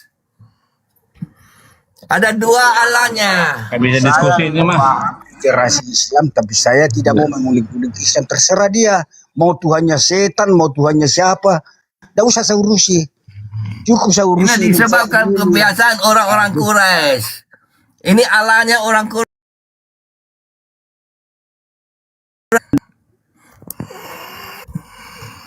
Nampak kebiasaan orang-orang Quraisy. Oke, Hendaklah host. Saya mereka- turun dulu, host. Saya Hendaklah turun, host. mereka menyembah Supaya ada Tuhan. ruang tempat buat Baginda Suma. Oke, silakan. Enggak ada masih ada dua ini, masih ada dua slot nanti oke. teman-teman Kristen silakan. Baginda Silakan Suma. lanjut aja. Baginda Suma naik, Baginda Suma. Belum, Kenapa kamu belum. tidak naik di sini, Baginda Suma? Belum, beliau masih bentar, masih ada di luar. Nanti naik. Oh iya, oke. Saya ini Ya, tidak mau berdebat. Terima Tidak kasih mau Bang Westerling, terima kasih ya sudah memberikan contoh yang baik, memanggil Bang Juma sebagai Gurunda Juma ya. Istilah ini contoh yang baik. Teman-teman Kristen yang lain tolong mulai dari sekarang panggil Gurunda Juma atau Gurunda Tahta ya. Begitu ya, itu contoh yang baik dari Westerling. Terima kasih Westerling, lanjut. Silakan Esther, Bau. Ya, jadi Ini Esther tadi, sebentar Bang Westerling. Esther tadi mau membantah ucapan Anda Bang Westerling. Silakan Esther. Bahwa Yahweh katanya iblis. Silakan Esther. Esther, dibuka mute-nya. Jadi ada literasi dalam Alkitab itu sangat sudah jelas. Kita kompilasi dari perkataan-perkataan Yesus yang dicatat oleh para muridnya. Lalu kita kompilasi daripada perkataan-perkataan daripada Yahweh. Begitu. Oh, itu kan kalau kamu memenuhankan Yahweh, terserah kamu. Itu kan hak kamu. Ya, itu hak kamu. Tapi saya pribadi bahwa Yahweh. Loh, Yahweh itu itu siapa sih? Coba pribadi. teman-teman, Yahweh itu siapa? Yahweh itu siapa? Tuhannya siapa itu Oh, Yahweh? berarti enggak Westerling, berarti itu pribadi kamu ya. Berarti artinya kamu menyimpang dari semua ya orang-orang teologi yang menganggap Allah Perjanjian Lama itu adalah Allah Bapa. Ya artinya kalau itu pribadi kamu ya terserah. Berarti kamu dalam kesesatan karena kamu tidak berada pada ini Sekarang saya tanya, Bu. koridor pengajaran teologi. Sekarang saya tanya, Bu. Pernah Tuhan yang benar itu tidak pernah mengajarkan membunuh, Bu. Tidak pernah dia mengajarkan membunuh. Nah sekarang Musa ketika mau masuk ke dalam tanah Kanaan, ada perintah dari Yahweh bahwa membunuh semua orang Amalek, memusnahkan orang Amalek sampai Iya. pada anak-anaknya. Itu kan bukan sifat Tuhan, itu sifat iblis, Bu. Maka lihatlah Di di situ Wahyu, perbuatannya. oke, gantian ya. Kau berarti percaya Yesus ya, betul? Di Wahyu itu ada tertulis bahwa Yesus akan datang dengan pedang dan akan menghukum semua orang yang menyangkal dia. Yoi. Iya. Kau juga menganggap Yesus yang datang dengan pedang, kau anggap dia pembunuh. Itu makanya logikamu Pak amburadul karena kau menafsir Alkitab dengan menurut kehendakmu sendiri. Pada nggak pernah juga masuk sekolah teologi. Oh begini, Bu. Tafsiranmu. Saya tidak mau mengajar sama teologi karena pengajaran-pengajaran yang diterima oleh teologi itu tidak benar. Masa ada, Kau coba menghina kamu bayangkan pendidikan, dulu, Bu, perbuatan-perbuatan daripada YHWH itu. Coba lihat dulu. Nggak, apa jawab yang dia dulu. lakukan. Kenapa ada neraka? Coba. Aduh. Kenapa ada neraka? Sekarang saya tanya, Bu, di mana Yesus berkata bahwa dia adalah Yahweh? Coba tanya, Bu. Di mana? Enggak, kau kan menganggap Tuhan Perjanjian Lama itu jahat. Nah, sedangkan Yesus pun akan datang. Iya, makanya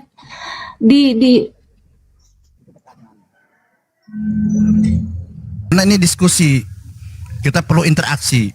Silakan. Di mana dikatakan Yesus adalah Yahweh? Silakan.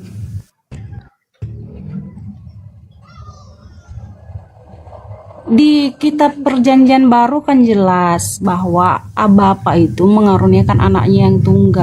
Disampaikan datanya, mana ayat berapa Westerling ingin data, karena Westerling ini Yohanes 3 ayat 16, Yohanes bacakan 1 ayat Yohanes 3 nomor 1. Iya, karena begitu besar kasih Allah, Dibaca Bu. kasih Bapa akan dunia ini sehingga ia mengaruniakan anaknya, yaitu anak Tuhan, anak Bapa, anak Ya Yahweh. itu anak, bukan Yesus adalah Yahweh. Yang pertanyaannya adalah di mana dikatakan bahwa Yesus adalah Bukan. Yahweh, Yahya ada Yesus. Sebentar Pak, ini udah lari topik. Tadi kan Kan si nggak bisa Yester jawab, ini. turun, tendang Bukan, sama saya. bukan nggak bisa Ini jawab. pemakan babi ini harus turun aja. Kita mau diskusi yang beredukasi. Silahkan lanjut yang lain. Supaya gini, Westerling ini punya pemahaman yang berbeda, Esther punya pemahaman yang berbeda. Nah, kita ini sebagai pendengar Muslim diam, ingin tahu sih kenapa kalian berbeda. Kalian punya data, punya argumen, silahkan. Lanjut, jangan marah. Bang Yosep, asal ini. Jadi begini Selamat Pak sore. Al, begini Pak Al. Jadi saya memang menyelidiki Alkitab, khususnya Perjanjian Lama. Lalu kemudian saya dengan Perjanjian Baru. Dari gua mengatakan Yesua sangat jelas, aku diutus untuk domba-domba Israel yang tersesat di tanah Israel, yang tersesat. Nah, kalau YHWH itu memang Tuhan yang disembah oleh kaum Farisi, ngapain Yesus datang? Kalau sudah benar itu yang disembah orang Farisi adalah Tuhan yang benar, ngapain Yesus datang? Pakai pikir, pakai otak, pakai nalar, begitu. Ngapain juga Yesus mengatakan Tuhan itu tidak dapat dilihat, dan didengar. Itu perkataan Yesus sendiri. Sementara Yakub bergulat dengan Tuhan, berarti masa ada Tuhan bisa terlihat? Nah, sudah dibantah oleh Yesus, tidak bisa dilihat. Loh, ini malah bergulat. Nah, malah bakal pahanya dipatahkan. Nah, itu kan lucu. Berarti situ sudah sangat jelas penjelasannya bahwa di situ Yahweh, di situ bahwa yang bergulat dengan Yakub itu adalah Yahweh, Tuhannya orang Farisi, begitu Bu. Jadi kalau begitu Kita tanggapi Bang ini dari Yahudi ini ya, Anda memahami itu adalah Tuhan yang bergulat. Menurut orang Yahudi yang mempunyai kitabnya sendiri, ya Anda boleh itu asumsi karena ini yang punya Yahudi. Silahkan yang Bang Yahudi, Bang Yosep silahkan. Ya, shalom. Jadi teman-teman Kristen ini punya krisis identitas Tuhan. Jadi Tuhan ada identitas namanya kan. Nah, mereka punya krisis identitas nama Tuhan. Kadang-kadang pakai Allah, kadang-kadang pakai YHWH. Nah, di dalam teks ketika Yakov bergulat dengan Allah, ini dalam kitabnya mereka ya.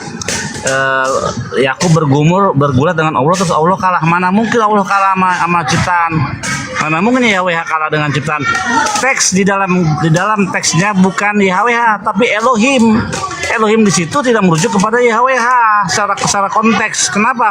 Musa disebut Elohim, malaikat disebut Elohim, hakim-hakim disebut Elohim. Jadi itu teksnya bukan YHWH atau Allah yang bergulat dengan Yakub, tapi Elohim. Siapa itu? Itu adalah malaikat. Ada dua pandangan hakam atau ulama. Satu menyatakan itu adalah malaikat Mikael, satu menyatakan itu malaikatnya Esau. Artinya bukan Tuhan. Masa tuh Allah kalah sama Yakub, otaknya di mana? Gitu loh. Jadi itu merujuk kepada malaikat. Lanjut.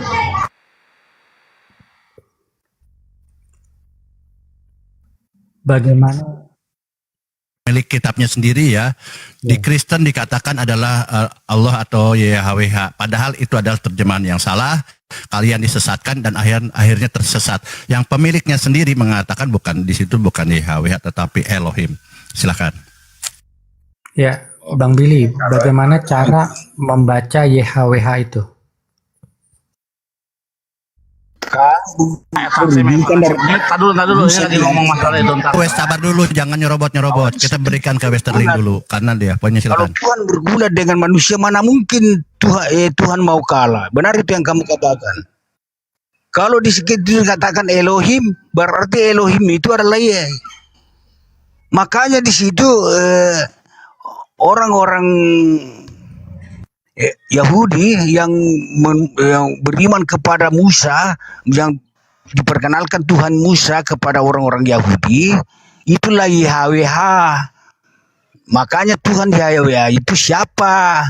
Tadi Bapak mengatakan itu malaikat, ya bukan malaikat. itu adalah Yahweh. iblis. Tahu, makanya gini, Iblis menyerupai malaikat. kamu Begitu. Oke, kamu itu itu dan saja seluruh saya. teman-temanmu itu terpapar salah terjemah. Saya sangat prihatin, kasihan sama kalian umat Kristen. Kenapa? Kalian itu disesatkan oleh terjemahan. Bayangin 6.000 lebih kesalahan. Itu pengakuan pendeta RAI. Ya, ada 6.000 kesalahan.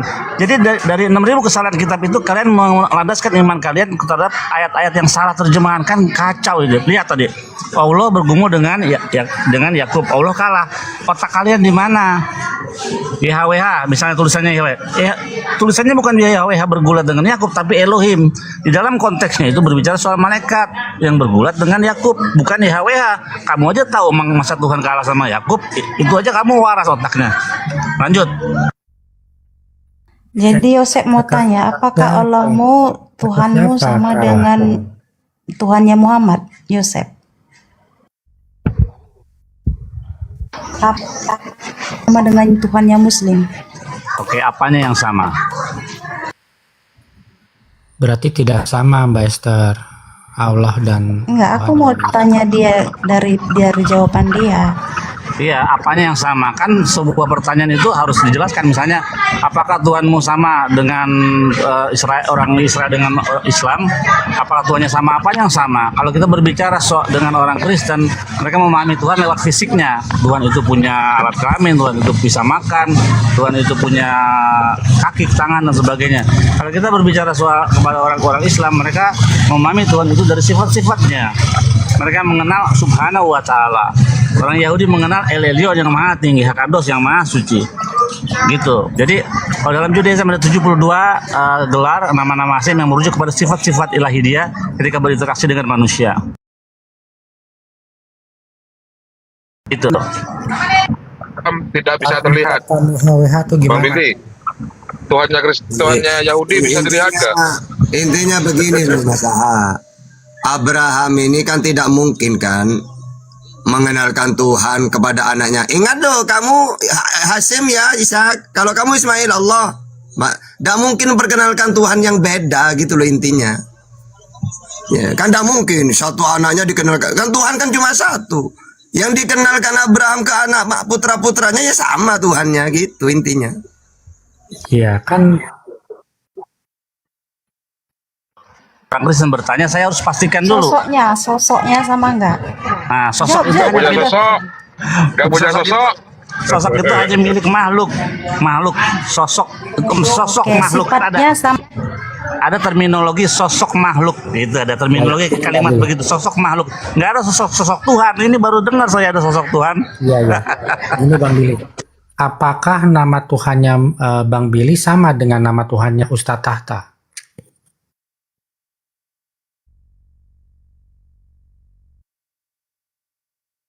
Tuhan yang sama. Tuhannya Abraham, Ishak dan Yakub, Tuhannya Musa, Tuhannya Harun. Begitu. Dan bahkan kalau kalian tahu YHWH itu bukan Yahweh bacanya ya. YHWH itu adalah akronim singkatan daripada sifatnya lagi, sama seperti yang lain. Sifatnya Haya Hove Veiye, YHWH, Haya Hove Veiye. Artinya dia yang dulu, dia yang sekarang, dan dia akan datang. Artinya Tuhan itu kekal. Gitu. Betapa indahnya Torah dengan nama-nama Tuhan yang merujuk kepada sifat-sifatnya dia. Haya Hove Veiye, itu YHWH. Gitu. Dengan Tuhannya Kristen beda ya, karena Tuhannya Kristen adalah manusia berdaging dan bertulang. Begitu Bang Jelas, Bang Billy. Tuhan itu bukan manusia, itu jelas. Jadi clear ya, teman-teman. Clear dari sifat, dari karakter sifat Tuhannya umat Islam dengan orang Yahudi sama. Yang disampaikan Ustaz Tata juga bahwa itu adalah satu Tuhan yang sama. Yosef nggak berani tegas nih. Kemudian Tuhannya Kristen ini adalah berbeda ya. Jangan sekali lagi mengatakan bahwa Tuhan Kristen adalah sama ya dengan orang-orang Yahudi. Karena orang Yahudi tidak mengatakan seperti itu. Demikian ya. Lanjut. Kalau Tuhannya orang Kristen namanya Ayahanda, Tuhannya orang Islam namanya Allah. Tuhannya orang Yahudi siapa namanya tadi? Ayahanda. Tuhannya orang Yahudi siapa namanya? Ada itu, ada ibunda juga dia. Nah, Tuhannya orang Yahudi siapa namanya? Panjang banget tuh namanya. Namanya Haya Hove Veiye ya. Kenapa gak papi mami aja masa? Tuhan kami papi mami gitu. Kan begini, kalau Islam punya Tuhan yaitu Allah Subhanahu wa taala, itu Tuhannya Islam. Kalau Tuhannya Yahudi, saya tidak Subhanahu- tahu, saya tidak tahu. Makanya Bang, kalau mau ngomong tuh pikir dulu. Orang tuh kalau orang pinter itu dia mikir dulu baru ngomong. Subhanahu wa ta'ala apa artinya coba? Saya tidak tahu, yang penting di sini digelar Allah Subhanahu wa taala, itu Tuhannya Yang maha orang Islam. suci dan maha tinggi. Nah, kemudian Tuhannya daripada orang Yahudi adalah Hashem alias Yahweh. Tuhannya orang Kristen adalah Yesus. Selesai. Titik. Anda bisa lagi dibantah-bantah itu. Ada tuannya orang Yahudi namanya Yahweh Bang, nggak ada. Itu tuannya orang Kristen.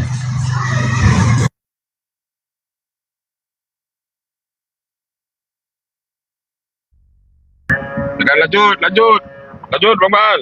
Ustaz. Ya, kalau kau bantah orang Yahudi bukan Tuhannya Hashem, Yahweh, kenapa dia mengikuti ajaran-ajaran Musa? Nah, sementara Musa punya Tuhan itu namanya Yahweh.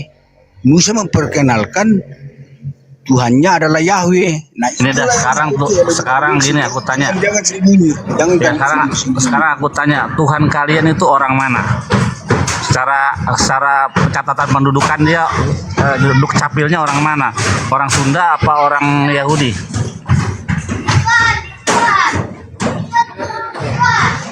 Aduh, Yesua itu adalah orang dari Yahudi, dari keturunan Yehuda. Nah, berarti dia orang Iya, ya. karena dia Ya, kan bukan menentang. Tuhan. Terima kasih. Karena dia kan menentang daripada ajaran Yahudi. Aduh, Coba aku tanya mau jangan. Islam. Coba aku tanya sama Islam. Islam, apakah Tuhan kalian itu orang Arab? Bukan orang. Bukan orang. Lihat tuh kan, orang Yahudi. Tidak akan Yes. datang kiamat sebelum Muslim memerangi Yahudi. Memerangi lu.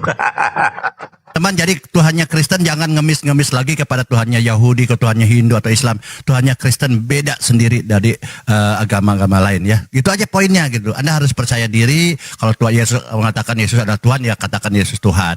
Ya, tapi jangan mengklaim Tuhannya Yahudi dengan Kristen sama. Jangan ngemis ya. Terima kasih. Lanjut, Bang Billy. Aku bilang dari tadi mereka itu punya krisis identitas Tuhan. Namanya bingung mereka. Kadang-kadang sang idayase kalau di Bali, lalu di daerah lagi Tuhannya namanya beda. Jadi ini parah. Entar kadang-kadang Tuhannya Allah, entar kadang-kadang Tuhannya Yahweh, kadang-kadang yang sang yang widiwase, yang mana jadi namanya? Namanya sesuai dengan kebijakan lokal dong. Gini, Tuhannya orang Islam alif lam lam ha. Tuhannya Bang Billy YHWH tuh beda Bang, dari hurufnya aja beda. Mana? Dari huruf-hurufnya aja beda. Alef, lamet, hei. Iya. Tuhannya Bang Billy YHWH atau YHWH. Nah, gimana tuh Bang? Katanya sama Bang Billy Batman. Tafsiran Rabi Sandiagawan itu kan sama. Kenapa? Masa?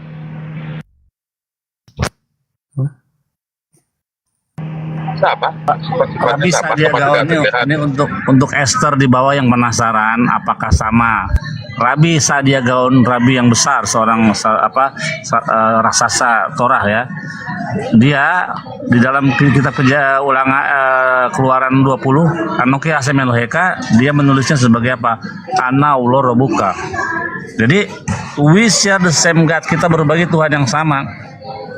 Itu kata ini jangan kata rabi yang sekarang, Rabi Tofiasin, rabi saya, rabi yang lain yang ada di TikTok, mereka juga mengatakan hal yang sama, bahwa we share the same God, kita berbagi Tuhan yang sama, karena Tuhan itu intinya satu, bukan ada banyak, bukan tiga gitu.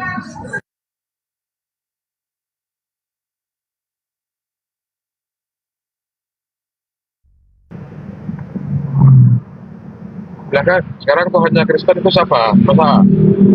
Ada berapa masa? Jadi Tuhan Kristen itu adalah Yesus.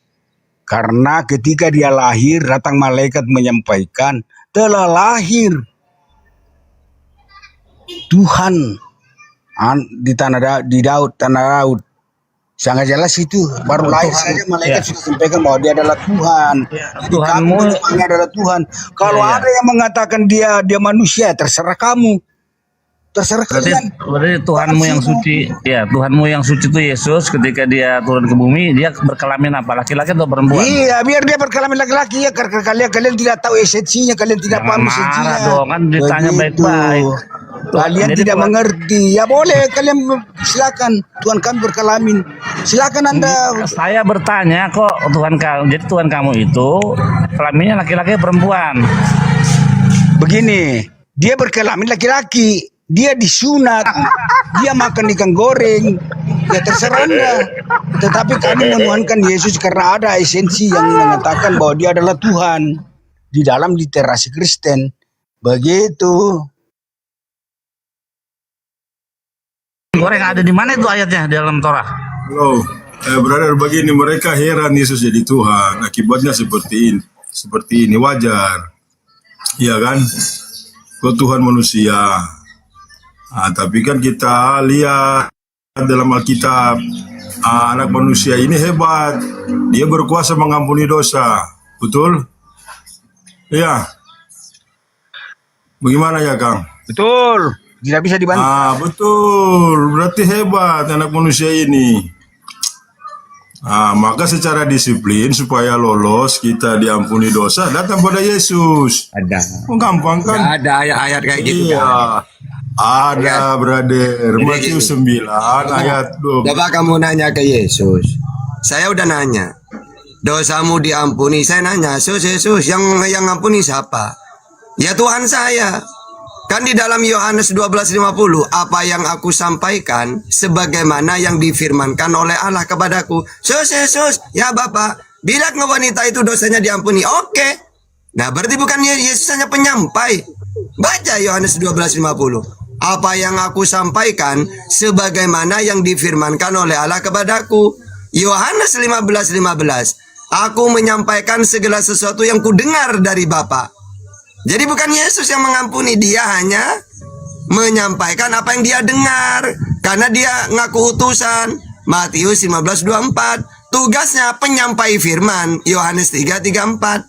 Tapi karena orang oten ini tidak paham Bible, nah dikira Yesus yang mengampuni. Mantap.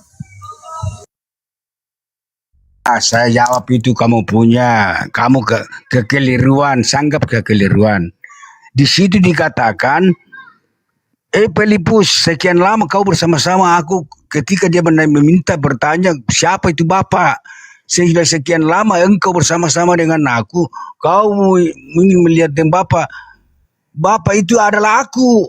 Kalau kau sudah melihat aku, berarti kau sudah melihat Bapak. Berarti Yesus itu ada dalam Bapak. Begitu. Kedagingan Yesus itu adalah mediator. Sudah, titik. Disitulah botolnya Filipus. Udah tahu, masa tidak kenal Bapak? Wong kata Yesus, Yesus siapa Tuhanmu? Allah Bapak. Matius 11:25. Ada di mana Sus? Di langit. Matius 18:19, Matius 23 ayat 9. Aku akan pergi kepada Bapakku dan Bapakmu, Allahku dan Allahmu. Yohanes 20 ayat 17. Masih ditanya siapa itu Bapak? Bapak itu Tuhan langit dan bumi. Bapak yang mengutus aku, dia bersaksi tentang aku, kamu tidak bisa melihatnya. Kau masih gak kenal? Lebih kenal umat Islam dong. Ngapain umat Islam nanya, wong sudah tahu. Berarti Petrus di situ botol. Udah dijelasin masih nanya.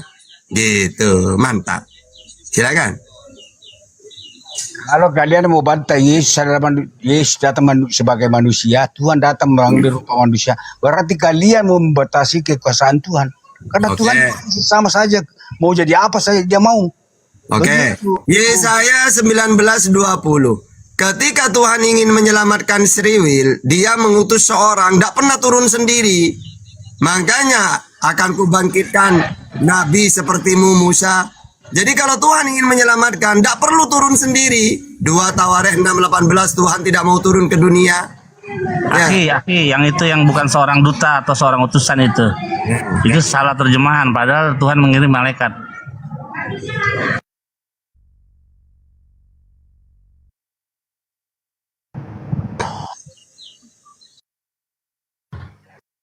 Yang Islam, Tuhannya kan Allah. Ya sudah. Begitupun juga dengan Yosef, Tuhannya adalah YHWH. Kalau dalam kami YHWH adalah iblis, berarti Yosef penyembah iblis. Terus kalau Tuhan kamu siapa, bro? Saya Yesus. Orang Tanya dulu, mati tanya dulu dia. segala-galanya mujizat itu terjadi. Terus Tuhannya orang Kristen kau itu siapa? Yesus, ini juga hendi selebis. Oh ini lah doyo, apa doyo? Oh, berarti Tuhanmu manusia gitu ya? Ya manusia, kenapa kalau manusia? Emang kenapa? Pernah jadi bayi gitu ya? Ya kenapa? Terus kenapa Ya kau yang sewot? apa, cuma nanya. Kenapa kau Nah, marah-marah? itulah. Kak? Saya tidak marah.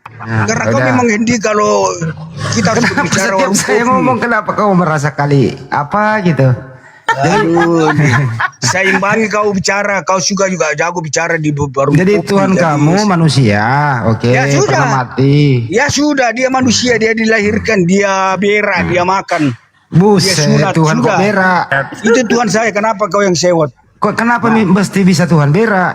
Ya, terus kenapa kau yang sewot? Kenapa kau yang sewot? Kenapa berapa kali berak dalam sehari Tuhanmu? Kenapa ada Tuhan berak? Ada aja kau. Itu pertanyaan botol itu. Nah, kau yang sendiri yang ngomong, saya nggak nanya. Kau yang Kau ngomong. sendiri yang ngomong barusan. Waduh, bukan Islam yang ngomong. Kau yang ngomong loh. Ya udahlah Bang Billy, dia udah akui Tuhannya berak.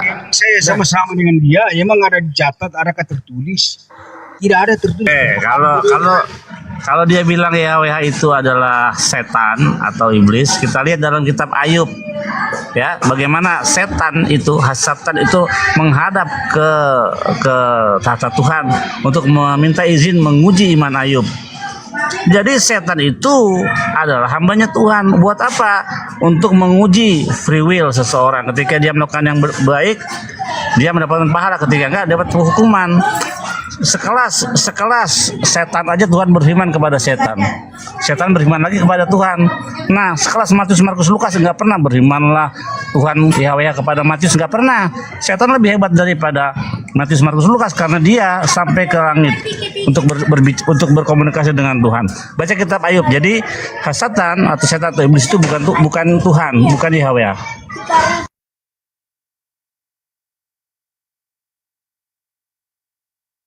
Intinya dalam pemahaman saya bahwa Tuhannya Yosef itu adalah setan, iblis, penipu, pembunuh. Itu Ya di mana, buktikan dong ayatnya di mana, misalnya aku adalah iblis gitu. Nah, gimana itu? Kan ada gitu.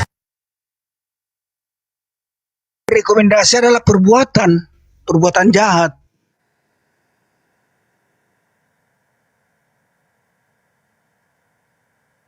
Tidak di situ, kau kan situ itu kan alegoris. Kau tahu nggak? Kau mengerti nggak kata alegoris? Itu di Wahyu ntar kan tadi temanmu bilang tadi di Wahyu ya, akan datang Ya Yesus ada dengan karena bawa itu pedang, di alegoris. Aku datang membunuh. bawa Alegoris pedang. sih. Giliran perpuluhan nggak alegoris lo.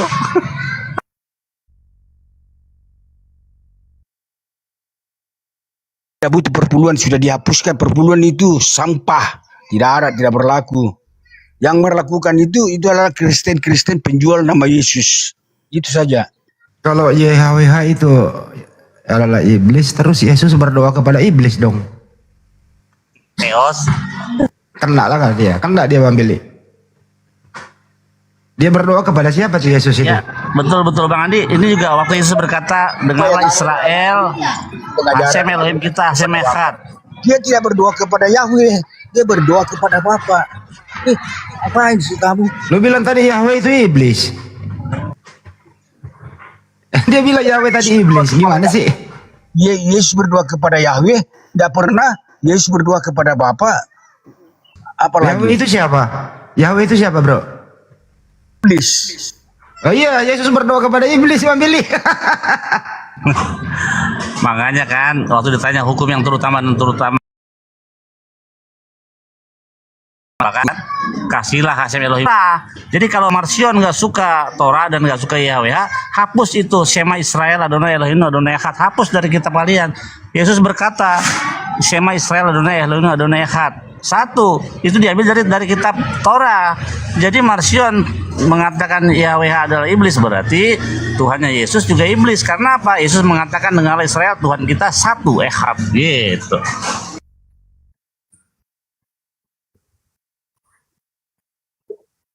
adalah Bapa, itu adalah Ya, Yesus. Apalagi tapi nggak benar ya Bang Yosef kalau Anda bilang Tuhan Israel itu adalah Esa. Karena terbukti bahwa sebenarnya ya, Anda tuh punya 3 Tuhan. Ada Azazel di situ, ada Yahweh, dan ada Tuhan yang bertata di atas kerubim. Jadi pengakuan bahwa Anda menyembah Tuhan yang Esa itu bohong sama sekali. Dan Yesus kalau berbicara mengacunya ke atas karena dia dari atas, dari kerajaan sorga. Kalau bicara tentang Yahweh, itu bicara tentang yang di bumi. Dan di bumi ya, sebelum Yesus turun ke dunia, semua pemerintahan di bumi ada di bawah iblis dan malaikat-malaikatnya. Ada buktinya? Ada. Mazmur 82 berarti kasih sama mengatakannya Israel di dalam bahwa kitab iblis Matius adalah itu pemimpin dihapus. dunia ini, penguasa dunia ini. Kata Yesus kan Makanya berkata, Yesus "Dengarlah dicobai di padang Israel, gurun di Tuhan Matius itu 4. sehat." Jadi Kenapa ya, kamu pakai pemahaman itu, Anda Kan adalah Anda Anda yang salah sebenarnya blunder. Tritunggal juga, Bang. Anda, itu kan menurut Anda blunder. Kenapa? Karena Anda, Yesus mengatakan YHWH itu Elohim kita. Dengarlah Israel, Hashem Elohim kita, Hashem Echad. Tuh, kalau mau hapus dulu itu dari kitab kalian, baru kalian bisa mengesahkan Apa yang ada di isi kepala Yesus? Anda jangan terjemahkan apa yang ada di isi kepala Yahweh. Itu Yesus pemikiran Yahweh. Yesus punya kepala ya sama kayak saya. Yesus punya kepala. Jelas, Yahweh itu pantas, berarti dia penguasa bukan apa, Tuhan. Bang ya? Ya, berarti dia bukan Tuhan. YHWH Karena itu dia punya kekuasaannya kepala. hanya meliputi Israel. Nggak Iya, laku, berarti di dia negara lain punya nggak laku. kepala. Kalau Ya, sama dia kayak Tuhan yang kita. benar, harusnya dia Tuhan dari semua bangsa. Anda hanya meliputi satu suku bangsa saja. Bagaimana mungkin Anda mengklaim ada Tuhan yang satu-satunya? Ya, atau monoteistik. Pengakuannya itu pengakuan gombal. Tuhan Anda itu Tuhan gombal. Justru Tuhan kalian itu yang punya alat kelamin. Parah. Ternyata Parah Bang loh. Billy, Itu sudah dinyatakan dari Kejadian 3 ayat 15. Karena ada masalah dengan dunia ini. Dan dikatakan iblis penguasa dunia ini. Iblis menawan Apa manusia. hubungannya masalah Yesus datang kelamin untuk Tuhan melepaskan dengan- manusia dari Enggak, tawanan masalah iblis, dari kelamin tawanan Tuhan- Yahweh. Masalah kelamin Tuhan kalian masalahnya apa jadinya? Ya kenapa, Bang? Itu kan Iya, hanya makanya apa hubungannya? asal saja. Apa hubungannya Kenapa? kita Ada masalah kejadian? dengan hal itu. Justru Jadi Tuhan saya kalian bangga berkelamin? ya. Ya, Yesus Enggak, saya ya, tanya, jadi walaupun Tuhan ya, kalian itu ada kan roh kelaminnya? ilahi yang ada di dalam Enggak, tubuh saya manusia itu, tanya, jadi Tuhan tapi dia kalian ada bisa kelaminnya? mengalahkan dunia metafisika. Ya jawab dulu, Tuhan kalian ada Ya, kelaminnya. dia bisa mengalahkan dimensi waktu, dimensi ruang, dan Iya, dimensi makanya fisik. saya tanya dia punya kelamin. Jawab. Apa? Dia punya kelamin nggak? Iya, Buat apa kelaminnya? ya aksesoris saja, Bang. Sebagai manusia, buat kencing ya, buat ya gitu aja. Tidak ada catatan nubuatan Yesus itu harus menikah. Jadi memang dia tidak menikah. Dia datang ke dunia ini apa? Untuk menyerahkan ya darahnya diserahkan kepada iblis untuk memenuhi aturan Melkisedek. Kan Melkisedek yang minta darah Yesus. Dia mau lengser dari jabatannya sebagai imam besar. Saya baru Ya, tahu Tuhan kalau kalian Yesus aksesoris itu memberikan buat darahnya aksesoris. makannya, Yesus datang sebagai manusia untuk memenuhi Ya, terima aturan kasih dari atas Melkisedek. konfirmasi Melkisedek Anda. ternyata Semua adalah sudah iblis itu mendengar sendiri, atau bahwa Lucifer, atau YHWH. Terima kasih atas konfirmasi Anda mengatakan bahwa alat kelamin Tuhan kalian aksesoris. Itu pernyataan yang bagus. Catat ya, dibikin CT teman-teman. oh, ternyata Bang Billy ini politeisme. Ya, Bang Billy Bikin VT, bro. politeisme ya, Bang. Tuhannya banyak kata Mbak Rosi loh.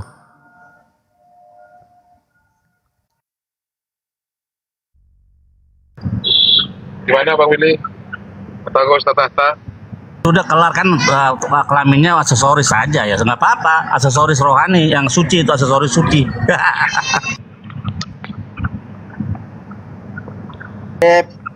Di iman kami Alkitab mengatakan di Filipi 2 bahwa Yesus itu adalah Ya, Tuhan kalian itu aksesoris, bukan saya tuh. Temanku yang Kristen tuh mengatakan kelamin Tuhan kalian aksesoris, bukan saya yang bilang.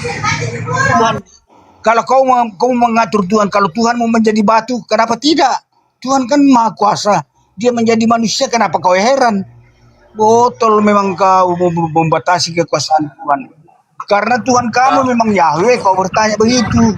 Tuhan kamu Iya kan Yahweh, jadi kamu bertanya kita sudah begitu. terima. Bosnya sudah terima bahwa Tuhan kalian punya kelamin buat aksesoris, bukan kata saya, kata temanmu tuh, bukan saya. Jadi sudah kelar aksesoris. Yang berkuasa menjadi manusia itu Tuhan yang mana, Bang Westerling? Tuhan yang mana? Berarti ada Tuhan yang menjelma sebagai manusia. Jelas begini. Tuhan yang mana itu? Tuhan mengambil rupa manusia. Lalu manusia itu bisa beradaptasi dengan manusia lain. Makanya ada murid-murid. Nah, makanya dia sampaikan kabar kebenaran. Siapa yang mengambil bentuk manusia itu siapa, Bang Westerling? Bapak Yesus. Yesus itu ada di dalam diri Yesus. Bapak yang mana? Ya, yang Maha Kuasa. Sudah kan saya jelaskan bahwa di situ dia berbicara dengan Filipus. Sekian lama aku bersama-sama Bapa. Kalau kau sudah melihat aku, berarti kau sudah melihat Bapa. Bahwa sudah nyata di situ bahwa Yesus benar-benar adalah Tuhan. Apalagi yang kamu bantah, Yosef? Kau memang Tuhan kamu itu Tuhan pembunuh, penyesat, Yahweh. Apalagi kamu bantah itu Yahweh pembunuh. Daripada Tuhan yang dibunuh, pilih mana? Tuhan yang dibunuh? Gitu. Ya, bro. Kau tidak Gimana? paham esensinya apa esensinya dengan kematian Yesus. Kau tidak paham. Enggak, saya tanya. Kau Itu yang mati itu Tuhanmu gitu, yang di tiang salib. Kau bertanya begitu sementara kau tidak membaca Alkitab secara Iya, saya tanya, Anda jawab saja.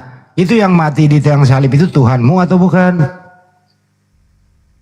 Saya kan sudah katakan kedagingan Yesus itu mediator.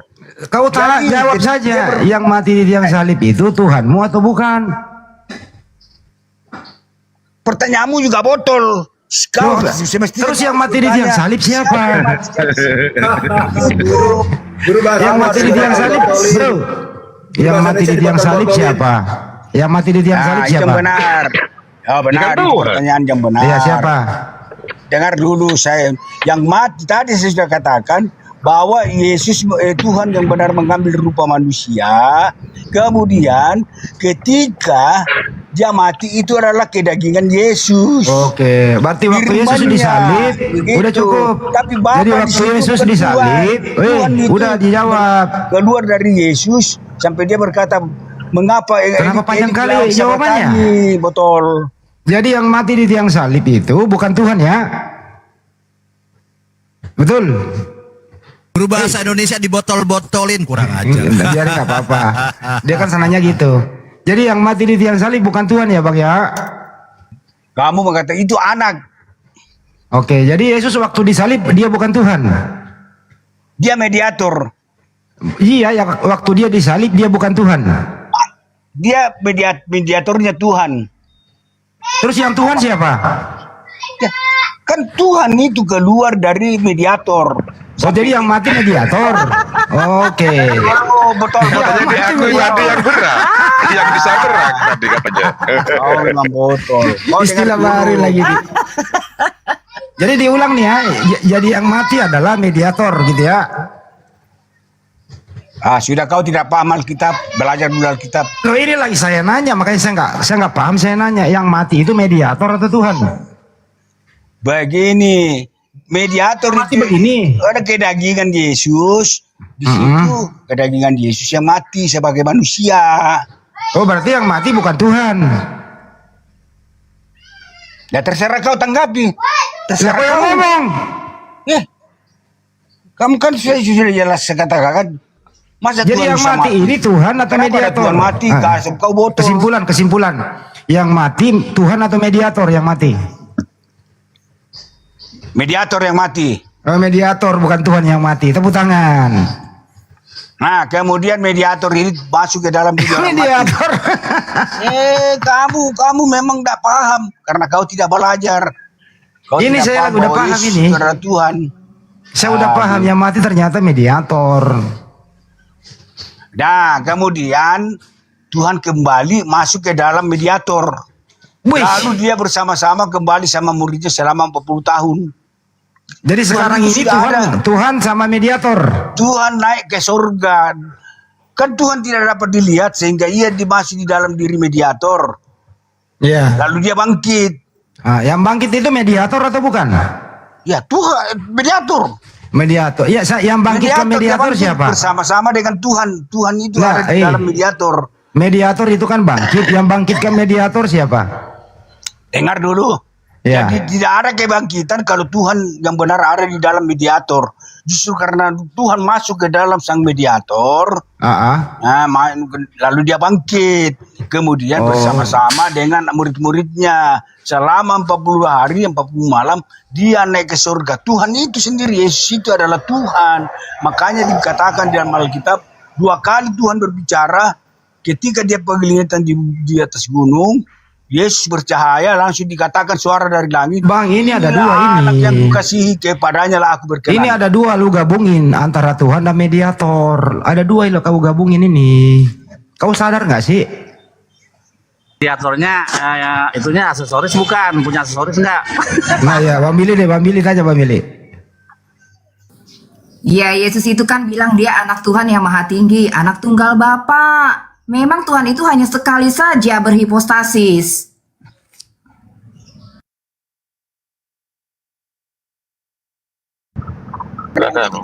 Umat sesat yang kita temani diskusi, jadi maklumlah kalau dia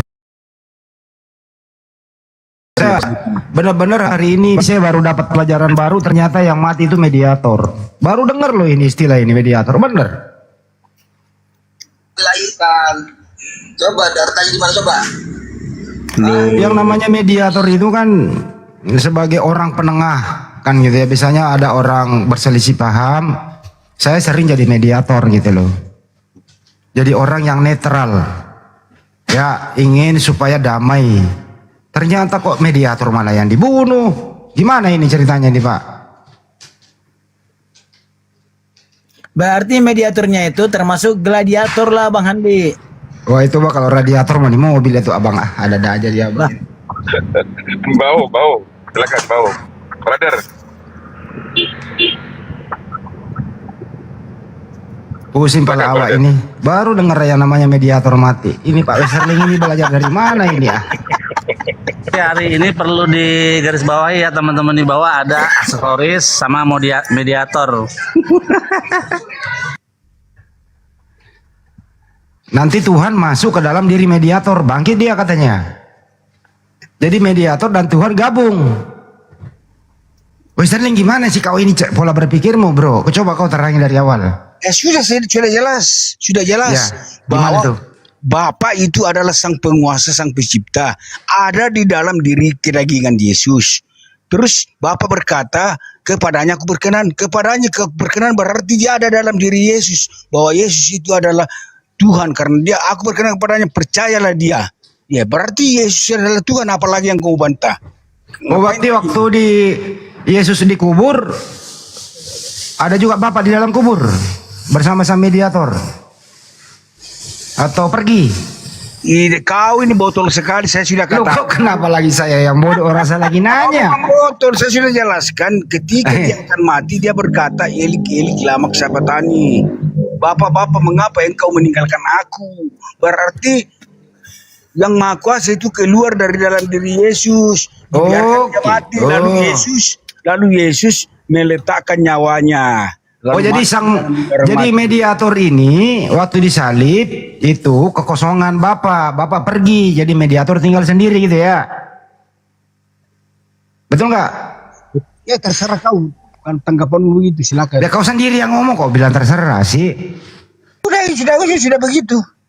Oke, jadi kesimpulannya waktu Yesus disalib, ya ini sang mediator disalib ini Bapak pergi, jadi Bapak nggak ikut dikubur. Nah, Bapak masuk lagi ke sang mediator kapan? Bangkit. Di luar kubur apa dalam kubur? Masuknya? Yesus tidak pernah dikubur, botol. Loh, jadi Yesus taruh di mana waktu mati 3 hari? Diletakkan di dalam gua, dia diletakkan di dalam gua. Dalam gua.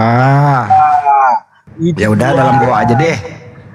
Tapi di dalam Bible itu Tapi di dalam Bible tertulis terjadi gempa bumi, kuburan-kuburan pada terbuka, Yesus bangkit dari kubur itu bro, bukan dari gua.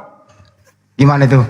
Ya Yesus yang bangkit dari kubur itu kan bukan tidak merujuk kepada Yesus. Jadi Yesus nggak dikubur. Yesus tidak dikubur, diletakkan. Terus yang bangkit dari kubur itu waktu terjadi gempa bumi itu siapa? Aku tidak tahu, tanya ayam. Kok ayam ditanya? Orang lagi nelur ayamnya. Orang-orang kuburan pada terbuka, terjadi gempa bumi, orang kudus bangkit, Yesus pun juga bangkit dari kubur. Gimana sih abang ini kok jadi goa? Oh, berarti kau setuju kalau Yesus mati, betul? Terus yang mati siapa? Sang mediator. Makanya saya katakan kau berarti kau setuju Yesus mati. Kau katakan betul.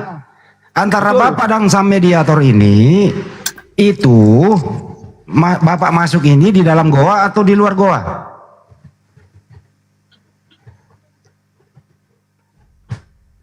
Woi, bro, mikir dia. Ya benar juga ya. Sang mediator mati terus kemasukan Bapak. Bro, hiburlah kami di sini, bro. Kami butuh hiburan. Benar gak Bang Wan? Kita butuh hiburan loh. Oh pergi dia. Malas. Masih ada. Pindah.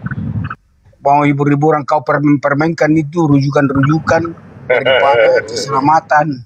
Kami tidak setuju itu. Bukan mainan. Dari gimana nih, Bu? Jadi waktu dia bangkit itu di bumi ada berapa hari dia, bro? 10 hari 40 malam. Itu tidur di mana dia itu? Itu pulang ke rumahnya ketemu ibunya atau berkelana? Kau memang aneh, lucu kau. Ya orang nanya kok lucu. Dia kan dari atas kembali ke tempatnya. Dia dari surga, berarti harus kembali ke surga. Jangan ngomongin surga dulu, ini kan 40 hari di bumi nih. Sang mediator udah gabung sama Bapak. 40 hari tempat istirahat, maksud saya itu dia pulang menemui ibunya kak atau dia nggak pulang gitu bang? Baik, kalau selesai berdasarkan kitab, sebagaimana dia berkata di rumah Bapak banyak tempat. Aku bicara untuk menyiapkan kamu tempat di surga. Maka itu ketika itu dia naik ke surga disaksikan oleh para muridnya, apalagi titik. Iya itu di hari terakhir 40 hari, yang 39 hari deh. 39 hari di bumi itu setelah dia bangkit itu ngapain aja bang? Ya loh, gimana? Dia bersama-sama dengan muridnya. Nah, dia pulang ke rumah. Dia pulang ke rumah atau di luar rumah? Menjumpai murid-muridnya di rumah. Selesai. Berarti dia nggak menjumpai ibunya? Nggak kangen sama ibu yang melahirkan dia? Oh tidak dicatat. Jadi hanya bersama murid-murid gitu ya. Ngapain apa pekerjaannya bang? Apakah dia ngajarin murid-murid atau seperti apa bang? Jelas yang namanya kan murid rasul, murid-muridnya. Apalagi? Siapa aja tuh muridnya bang? Ke-12 murid-muridnya. Itu dia ketemu Paulus enggak bang? Ketemu Paulus enggak 40 hari itu? Ketika dia bertemu dengan murid-muridnya. Ketika dia bertemu murid-muridnya takut dikiranya hantu. Lalu disuruh tusuk lubang paku yang ada di tangannya. Kemudian mana sih Tuhan dianggapnya hantu? Ini murid-murid ini kok dia bilang Tuhan hantu. Kok bilang dikira hantu? Murid-muridnya mengira dia hantu. Iya, ini murid-muridnya salah paham dia bang, salah paham dia. Bukan dikira hantu, ternyata Tuhan. Iya bang ya? Ya, sudah demikian. Ya, kan beda dikit tuh Tuhan dibalik hantu. Ini murid nggak bener ini. Orang Tuhan yang datang dibilang hantu. Bener nggak bang? Jadi letak kesalahan ini ada sama murid. Tuhan yang datang dia bilang hantu. Nah, makanya Yesus berkata nih, aku ini bukan hantu. Aku bukan hantu, dialah dagingku. Nah, kan gitu ya. Lihatlah tanganku. Tangannya kenapa bang? Bang, tangannya kenapa? Memperlihatkan tangan. Ada luka kah? Tanya ayam jauh begini kok tanya lagi begini, jauh begini kok tanya begitu, sekalian begini tanya ayam saja. Tangannya ada luka kah bang, memperlihatkan tangan gitu, habis bekas paku gitu ya bang ya? Bang, tanya ayam. Ayamnya lagi berkokok bang, lagi nelor. Nah setelah itu bang, naik ke surga ngapain bang? Di surga? Dia di surga di situ, dia bukan dia Anu apa? dia di surga itu ya tatanya memang dia di surga begitu. Dia punya Itu tahta. kalau di surga itu sang mediator ini naik ke surga itu langsung terangkat atau pakai alat transportasi bang?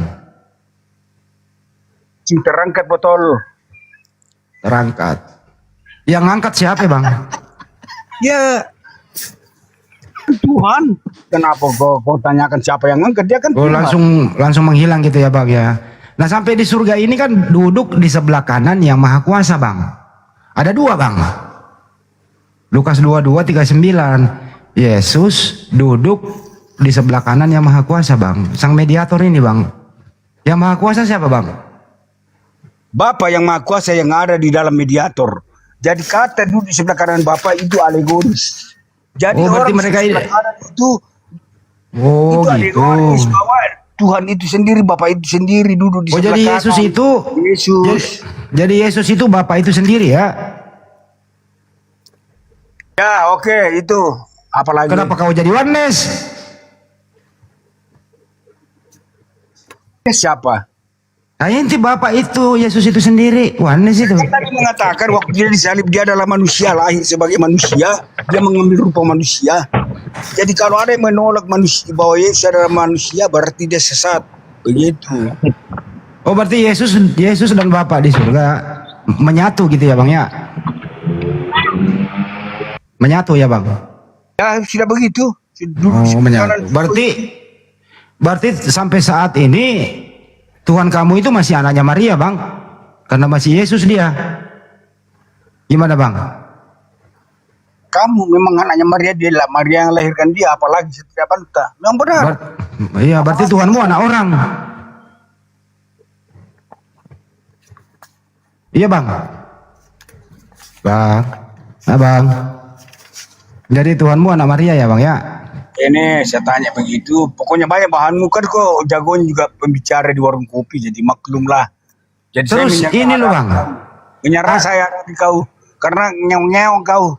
Iya nggak apa-apa sih Bang, kan saya mau belajar sama Abang. Jangan omelin saya Bang. Terus Tuhannya Maria di surga siapa Bang? Tuhannya Maria di surga. Aduh yo. Bukan Yesus. Bapak Doyo. Kenapa Bapak Doyo lagi di bawah-bawah? Tuhannya Maria siapa Bang di surga?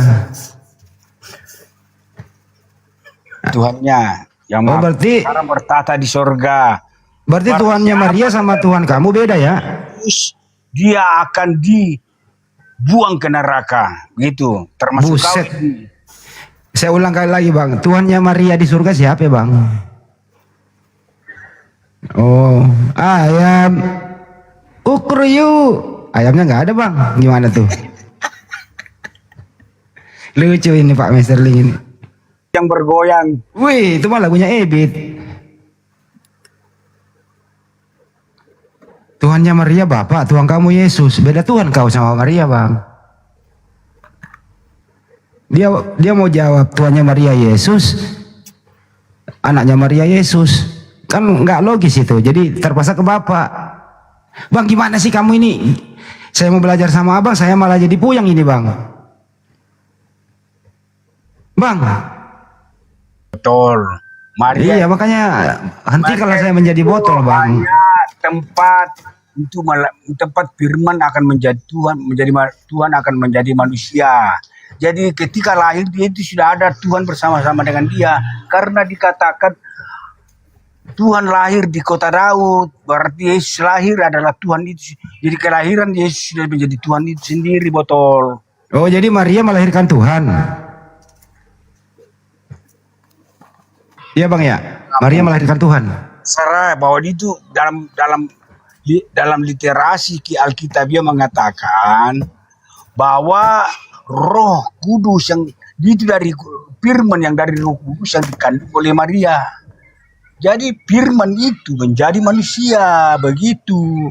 Jadi Jadi isi kandungannya Maria itu manusia atau firman, Bang, yang dikandung Maria? Ya firman toh. Oh, jadi ada manusia mengandung firman. Sudahlah repot. Repot dia. Sana kemari. Pusing kayu ada Repot dia. seperti kau. Banyak sekali pertanyaanmu. Sudah. Karena statementmu itu penuh pertanyaan. Maria ini mengandung firman atau mengandung orang?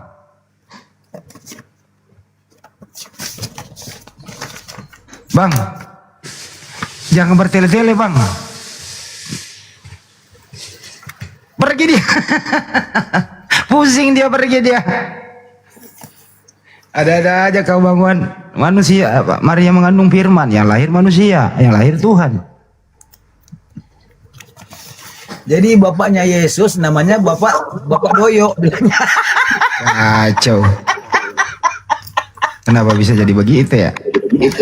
Pasien berikutnya, Kepas. Hei Kepas. Selamat siang. Assalamualaikum. Waalaikumsalam. Kita buka persidangan ya, Pas ya. Silakan Bang Ya. Edi. Kau sebagai terdakwa apa mau jadi penasihat hukum atau jaksa penuntut umum? Mau jadi apapun silakan. Ya, kau jadi terdakwa aja dulu deh. Ya, silakan. Ya. Silakan terdakwa masuk di kursi yang telah disiapkan. Kepas pura-pura lu jalan tak duduk. Biasanya kan yang terdakwa itu kan Yesus. Dia kan disidang oleh orang-orang Farisi dia. Oh, jadi kita mau sidang Yesus ini? Ya, ini kan tentang tadi keilahian, makanya tadi Yesus mau disidang udah nggak ada. Gimana sih lu? kayak Abbas kan, makanya kan dia nggak terima Yesus itu Mesias anak Allah. Jadi sekarang ini yang mau disidang ini Yesus atau kau? Kalau aku kan nggak bisa jadi penyelamat. Kalau Yesus kan disidang kan karena banyak yang nggak menerimanya, banyak menolaknya. Dulu Yesus itu disidang kenapa? Kenapa dia disidang? Setahu saya Kepas, disidang Pelik itu yang disidang itu Paulus. Terus diponis 2 tahun penjara. Iya, kalau Paulus ya. Ya. Setahu saya Paulus yang disidang. Kalau Paulus, Yesus pun kan disidang Yesus. Gimana Itu sih? Ingkra itu 2 tahun loh itu dijalani Paulus itu Kepas. Iya. 2 tahun dia bahkan dia di sel tahanannya kan di bawah tanah itu. Nah, kalau Yesus disidang di mana Yesus disidang? Di sidang itu kan ketika dia dihadapkan dengan ahli-ahli Taurat. Oke. Dalam tuntutannya apa dulu waktu itu? Dakwaannya apa? Ya, dia kan menghujat Allah, kata orang-orang Farisi. Oh, didakwa melanggar pasal penghujatan gitu ya. Pasal penghujatan KUHP baru berapa? Lu tahu nggak? Yang baru? Ya, KUHP baru pasal berapa? KUHP baru? Iya, KUHP baru. Hampir sama lah seperti tindak pidana khusus undang-undang ITE juga ini ya, Bang Endi. Tapi ada juga di KUHP kalau masalah penghujatan itu nggak jauh beda dengan KUHP yang lama, pasal yang lama. Buka aja lah. 315. Ya, sedikit bro di bawah. Udah Ya, makan, kalau Bang Endi, begitu. udah makan. Udah makan. Jadi dituduh didakwa penghujatan gitu ya. Iya dah, ya Mas ya. Iya. Terus dalam sidang itu diputuskan bersalah atau tidak? Siapa? Yesus. Karena bersalah lah makanya dia dihukum, digantung, disalibkan Yesus. Oh, jadi hukumannya dia lebih berat daripada Paulus. Paulus dipenjara 2 tahun. Kalau Yesus karena dakwaannya sangat melanggar, dianggap penghujatan, terus ingkra disalib gitu ya. Iya kan, menurut kan desakan-desakan orang Farisi. Tunggu, kan, ada orang telepon. Herodes. Ada telepon dari biasa. Lanjut dulu yang lain.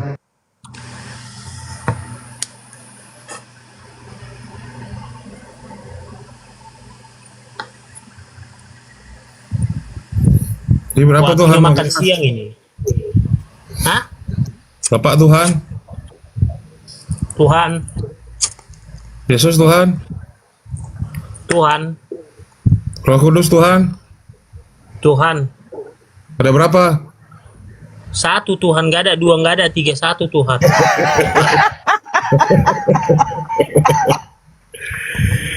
Aduh. Terus yang kau sembah siapa Kepas? Elohim Yahweh. Ah, kok beda? Kok nggak dari tadi yang disebut tadi kok nggak ada yang disembah? Kok malah Elohim Yahweh yang disembah, gimana sih?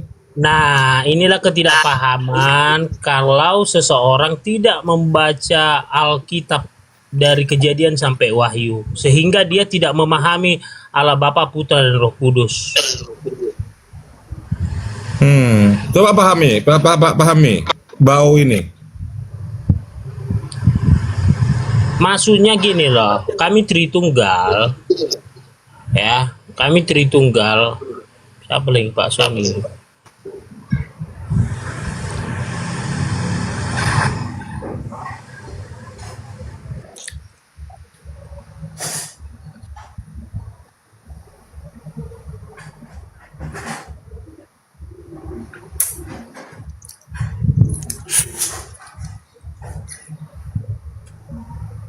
Loh, mana Kepas? Tata monitor, tata.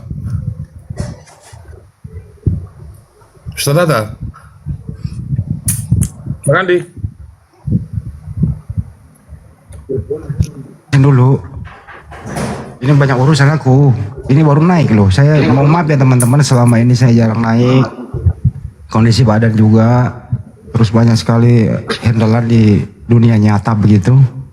Putar dari Jawa Barat, Jawa Timur, Jakarta dan sekitarnya kan gitu. Maklumlah. Yang namanya nyari sesuap nasi ya, segenggam berlian gitu. Mohon maaf jarang. Tapi alhamdulillah ada Bang Baal, ada Bang Wawan, ada Ustadz Tasa, ada Bang Juma. Saya memantau sih di perjalanan. Ada Pak Arif konsisten buka komal, kalau Bang Juma nggak live, Bang Arif live. Baguslah kalau begitu ya. Jadi untuk itu melalui forum ini saya mengucapkan terima kasih kepada antum-antum semua yang selama ini meluangkan waktu. Maupun lagi sibuk kerja tetap memantau monitor, ibu-ibu di dapur memasak sambil bersih-bersih rumah tetap memantau. Kalian luar biasa. Untuk itu lewat forum ini saya juga mengundang kepada seluruh umat muslim yang ada di dunia ini gitu, bagi sempat nanti hadir di Milad 3 Api di Makassar. Silakan datang.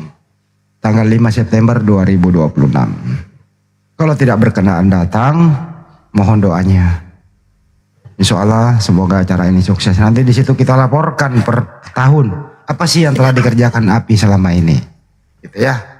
Ya kalau nggak sempat datang lagi, mungkin ada kopi ya, dikirim kopinya kemarin melalui rekening Apologet Islam Indonesia. 7-nya 5 kali 51770 Bank BNI. Saya ulang ya, 75 kali 51770 Bank BNI. Atas nama Apologet Islam Indonesia. Itu aja sih dari saya sebagai Humas Apologet Islam Indonesia di bawah asuhan pembina kami Bang Juma Zulkifli M. Abbas. Lanjut kembali. Salam toleransi bagi teman-teman yang non muslim.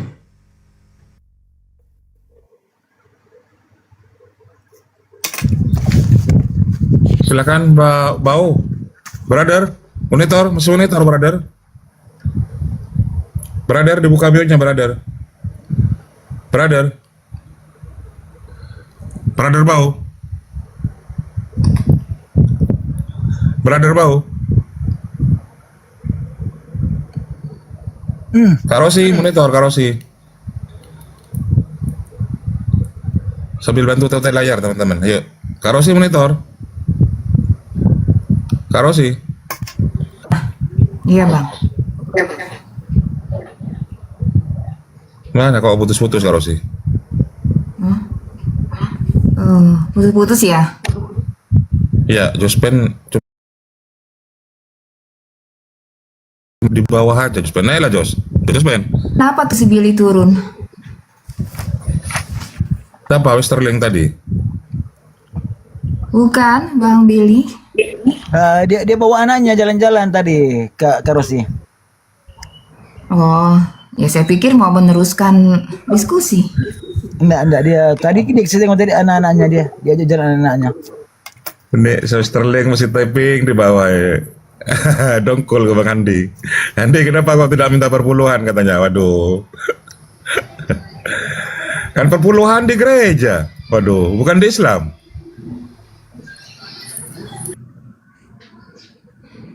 Coba tanya sama pendeta itu aturan perpuluhan tuh dari mana? Ada yang bisa jawab Nah, nggak? kalau Marsion memang ini anti perpuluhan. Silakan Bau, ini Bau yang Nanti sih bang, perpuluhan. nanti bang. Cuman masalahnya gini kan Yesus bilang bukan persembahan yang aku kehendaki tapi belas kasihan. Nah perpuluhan ini memang saya lihat kebanyakan digunakan untuk kesejahteraan ya para pemuka umat aja. Kalau umatnya sendiri saya lihat banyak dibengkalaikan ya, terlantar. Begitu sih yang saya lihat. Artinya dengan kata lain, Ibu Rosi ini boleh berkata bahwa yang perpuluhan yang terjadi tadi itu the black market of stupidity lah, begitu Bu Rosi ya. Ada pasar gelap pembodohan. Iya. Saya sependapat dengan Bu Rosi. Iya, soalnya itu bukan ajaran Yesus. Yesus itu mengajarkan belas kasihan. Ya kalau mau belas kasihan kan bisa aja seseorang itu memberikan lebih dari 1/10 dari benar. itu. Iya. Betul. Tapi kalau ditentukan 1/10 itu kan seperti aturan pajak, Bang. Benar. Iya, dan pada intinya ya sebenarnya persembahan itu adalah artinya pungutan atau tuntutan. Pungutan itu sebenarnya persembahan arti aslinya. Jadi mirip Pungutannya pajak bukan memang, tuntutan. Artinya bukan Mirip pajak, tuntutan. Ya, paham. Betul, hakikatnya mirip pajak memang nama persembahan itu. Padahal itu bukan perintah Yesus.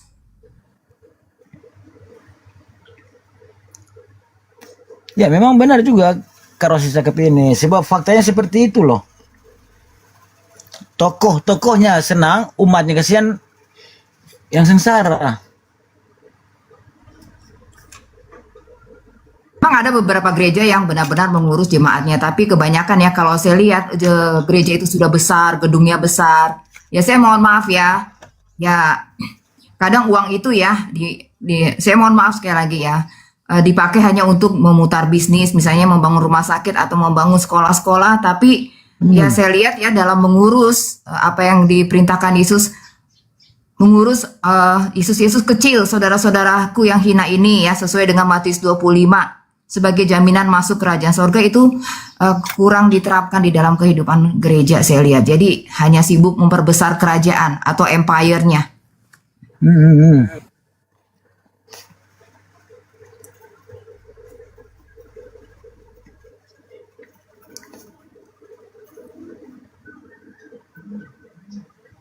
Silakan Bau, kok gak ngomong Bau? Dibuka mute-nya Bau. Brother. Bang Baal monitor, Bang Baal. Bang Baal monitor kah? Ustaz Tata.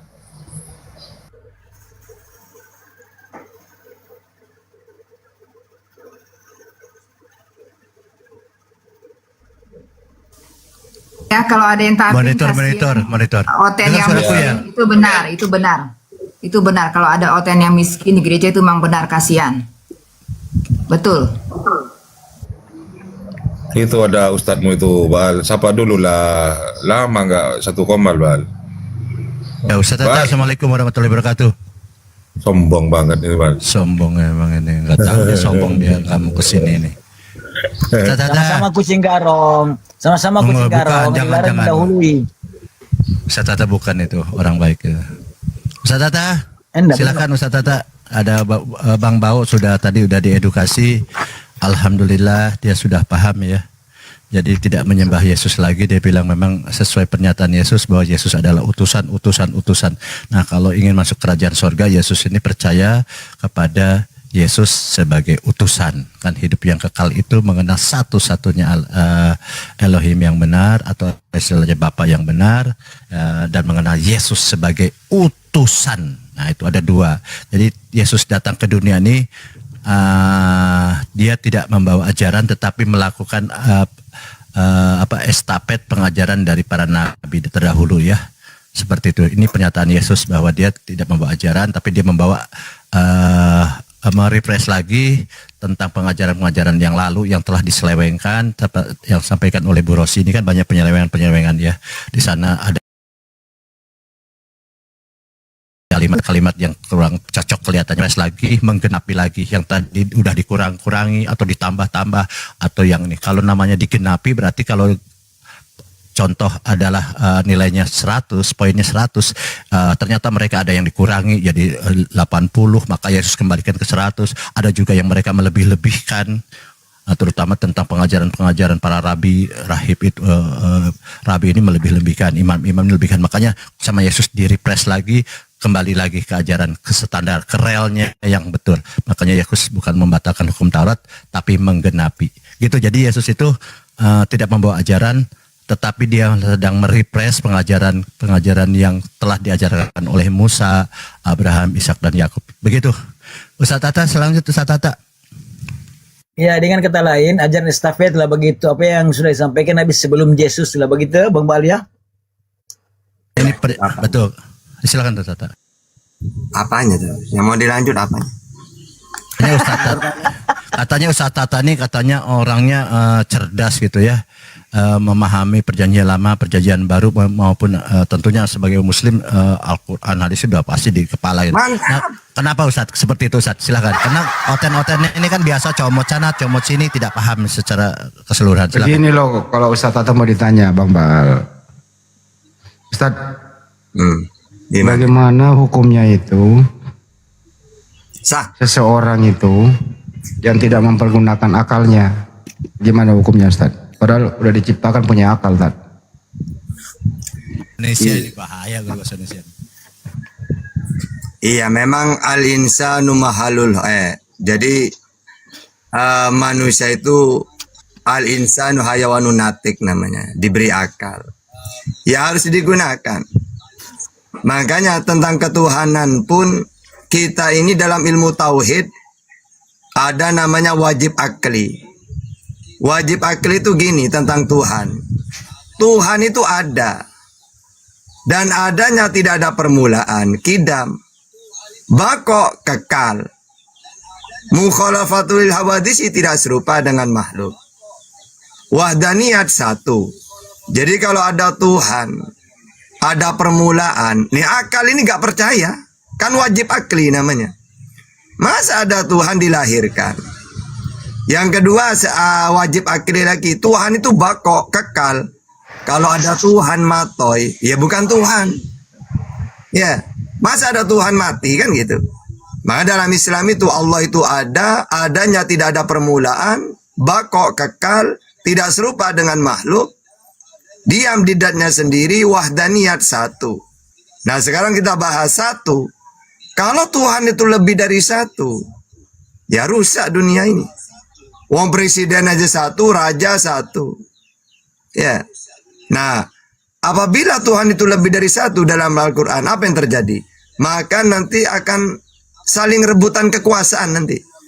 Ya, kayak gitu. Coba ada raja dua, presiden dua, satu negara. Rusak itu, bukan malah bagus. Maka apalagi Tuhan gitu. Jadi dalam Islam itu tentang ketuhanan, akal ini kita gunakan gitu ya. Gitu. Mantap. Silakan. Apa perbedaan Tad? Dalil akli dan nakli Tad? Apa perlu sinkron itu Tad? Iya. Jadi tentang ilmu tauhid itu kenapa kok wajib akli? Karena secara akal pun kita mikir kan. Beda dengan nakli ya yang pakai dalil-dalil itu data itu. Kalau akli itu secara akal pun nyambung sudah. Tuhan kuasa. Ya kan tidak mungkin kan ada Tuhan, aku tidak bisa berbuat apa-apa dari diriku sendiri. Ya bukan Tuhan namanya. Yang namanya Tuhan itu walillahi mulkus samawati wal ar wallahu ala kulli syai'in qadir. Milik Allah lah kerajaan langit dan bumi dan Allah Maha Kuasa atas segala sesuatu. Nah, ini kan secara akal wajar kan kalau Tuhan itu wajib berkuasa kan gitu. Gitu. Kalau menabrak semua dalil akli dan nakli yang penting pokoknya gitu loh Ustaz. Gimana itu kira-kira cara edukasinya? Caranya gini, di dunia ini cuma ada dua ajaran. Yang pertama Samawi. Samawi itu Tuhan yang dikenalkan oleh para nabi. Seperti Nabi Muhammad, Yesus, Musa, Abraham, Isa, Yakub. Itu Samawi, sama. Tuhan itu satu, tidak bisa dilihat, tidak serupa dengan apapun. Di luar ajaran Samawi, di dunia ini ada ajaran ardi, bumi, kepercayaan. Kayak ada orang mentuhankan pohon beringin, matahari, api, seperti Persia kan mendewakan api. Atau berhala, itu kepercayaan itu. Ya, gitu. Makanya carilah ajaran yang benar-benar dari Tuhan. Apa itu? Ya Samawi ini. Yang dibawa para nabi, surat Al-Anbiya ayat 25. Semua utusan yang aku utus, aku perintahkan supaya memperkenalkan tiada Tuhan selain Allah. Itulah Samawi namanya. Kalau anaknya orang itu kepercayaan, gitu ya, bukan dari Tuhan. Gitu, mantap.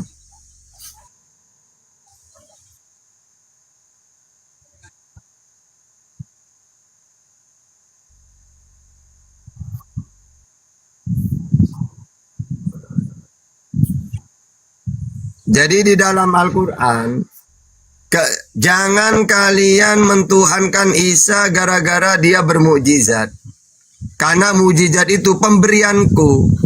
Al-Ma'idah 110. Biizni, atas izinku. Kalau dalam Bible itu KPR 222. Kalau Yesus menghidupkan Lazarus, berdoa dulu dia kepada Tuhan. Yohanes 11:44. Jadi kalau Yesus ini dituhankan karena bermukjizat, berarti nabi-nabi yang lain Tuhan nantinya. Kan mukjizat itu pemberian Tuhan. Ya, kalau dituhankan, nanti nabi-nabi Tuhan semua nantinya. Yang kedua, Yesus Isa dalam Al-Quran, Isa ini lahir tanpa ayah. Kan Allah sudah menjelaskan. Wahai manusia, kenapa kamu mentuhankan Isa? Cuma gara-gara aku ciptakan tanpa ayah. Apa Lo hilang. Gua yang hilang apa? Selamat siang. Dan semua dari ayah dan ibu. Walina ja'alahu Bentar bang. ya. Sebagai tanda bahwa aku ini maha kuasa gitu ya. Nah jadi sebenarnya pertanyaan-pertanyaan itu sudah dijelaskan oleh Quran semuanya. Oleh Nabi Muhammad. Karena Nabi Muhammad ajarannya sempurna. Al-yawma akmaltu lakum dinakum wa atmamtu alaikum ni'mati wa raditu lakumul Islam madina. Telah sempurna.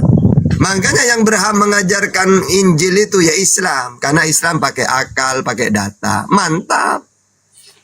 Terakhir, apa manfaat Nabi Adam alaihissalam tanpa ayah dan ibu, Nabi Isa tanpa ayah, kita ini ada ayah ibu. Apa manfaat? Apa hikmahnya di sana Ustaz? Dalam hikmahnya itu walina ja'alahu ayatan linnas, sebagai tanda Allah kuasa. Tuhanmu kuasa enggak? Kuasa dong. Ali Imran 189. Bisa enggak dia menciptakan manusia tanpa ayah dan ibu? Bisa dong, Adam. Kalau tanpa ibu, bisa Hawa. Kalau tanpa ayah, bisa Isa. Kalau dari ayah dan ibu, bisa kita semua. Nah, hikmahnya itu supaya kalau kita ditanya punya jawaban. Andai kan Allah tidak menciptakan Isa tanpa ayah, kurang satu nanti. Tahu bisa nggak Allah menciptakan manusia tanpa ayah dan ibu? Bisa Adam. Kalau tanpa ibu, bisa Hawa itu. Kalau tanpa ayah, iya ya, nggak ada. Kurang satu berarti. Nah, dengan menciptakan Isa tanpa ayah, lengkap kuasanya Allah itu. Mantap, gitu. Oke. Makasih Ustaz penjelasannya, mudah-mudahan bermanfaat buat kita semua. Kembali diskusi. Offside, silakan. Tadi mau bicara apa? Dari agama apa? Silakan. Ya siang, aku kan Kristen ini. Di Bible itu kan ada Putra Maria lahir tanpa persetubuhan. Dan di Islam juga ada Isa Putra Maryam tanpa laki-laki. Bagaimana biar bisa masuk akal, logika? Oke, langsung dijawab pakai Quran dan Bible. Jadi Allah menciptakan Isa tanpa ayah itu bentuk kuasa. Ada 3 wanita yang tidak mungkin punya anak, tapi Allah memberikan anak. Pertama Elizabeth mandul, kan tidak mungkin punya anak. Mana datanya Elizabeth mandul? Lukas 1 ayat 7. Yang kedua Maria. Maria ini mustahil punya anak, wong dia perawan. Mana datanya? Lukas 1:27. Tapi karena Tuhan Maha Kuasa, maka Elizabeth walaupun mandul, Allah beri anak dia. Lukas 1 ayat 11.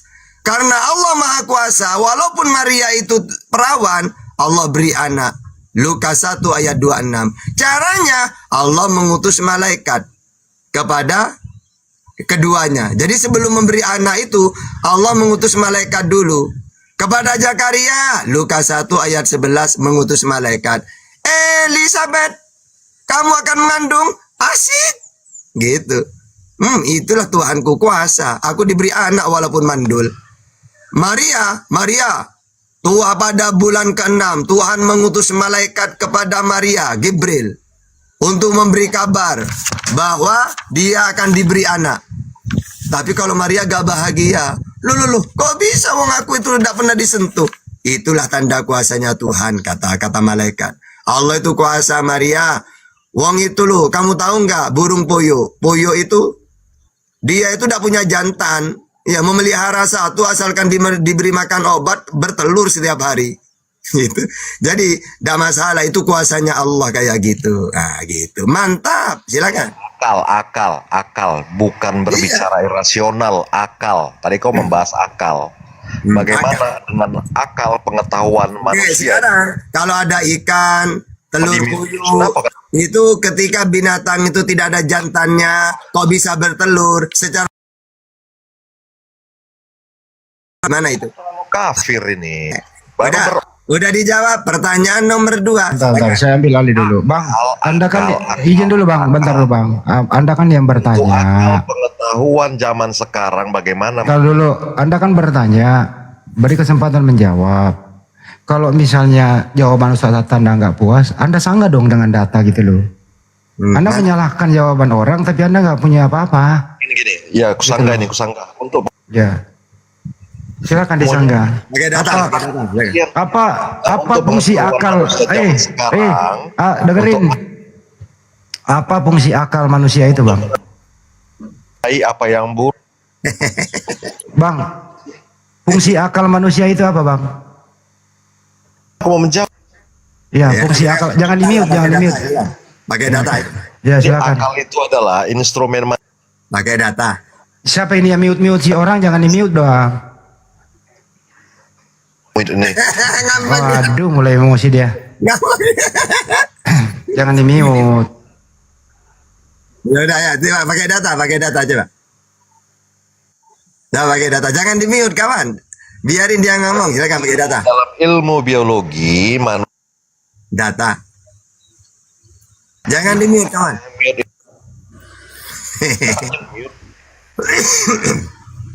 Pakai data. Katanya moderator kalau udah pakai data di-mute katanya. Biologi ini data. Mana datanya? Mana datanya?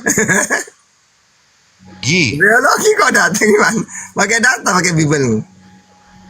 Jangan kayak punyanya Yesus, aksesoris katanya. Aksesoris doang. Masa Bible mau aksesoris juga?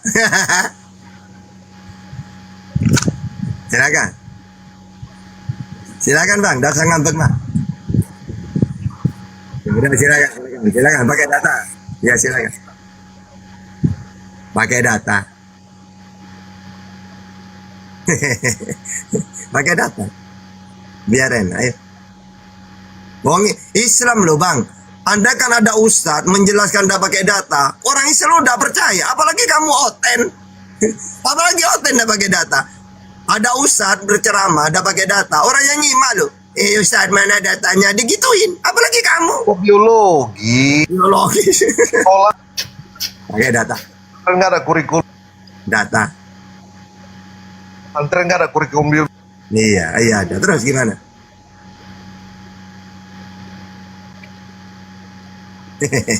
Bajingannya. Ya ngambek. Ngambek. Udah ngomong kasar, ngapain ngomong kasar? Nggak butuh ngomong kasar lah, nggak boleh kamu gitu sama Ustaz Tahta. Yang sopan sedikit. Yang sopan sedikit sama Ustaz Tahta, aku nggak suka itu. Yang ada di Ayub.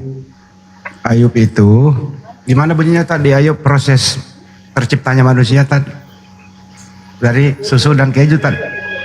Itu datanya di Ayub.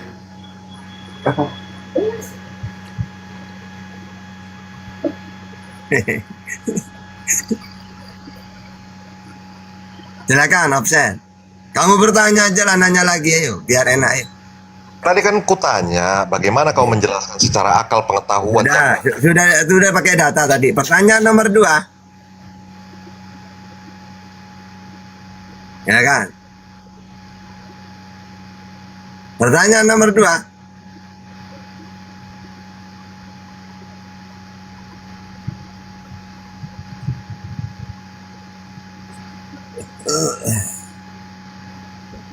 Disuruh nanya ngambak. Kita boleh yang dibilangin kafir semua. Ngerti gak sih arti kafir?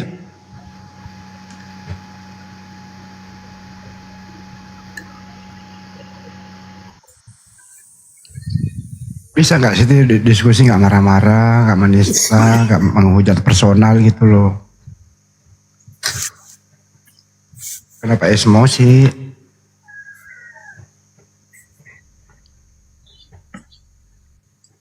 Memang harus berakal ya Ustadz ya. Akli dan nakli ya Ustadz. Betul.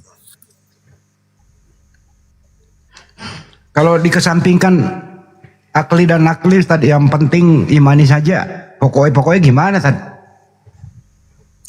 Ya gak boleh. Masalah kebenaran itu tidak boleh. Kalau kita itu cuma imani saja, apa bedanya dengan orang menyembah pohon beringin? Kenapa kamu pohon beringin kok disembah? Imani saja kan gitu. Tapi kalau ajaran samawi,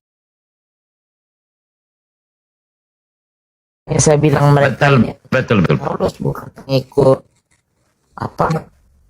pengikut Yesus. Yesus itu sama kita tanya. Belum lagi yang Yesus ini nih, yang Yesus sujud ini. Saya punya benar nih, banyak nih ininya. Tunggu sebentar ya. Tunggu di mana Yesus sujud? Bang Darbo juga kan banyak data begitu kan.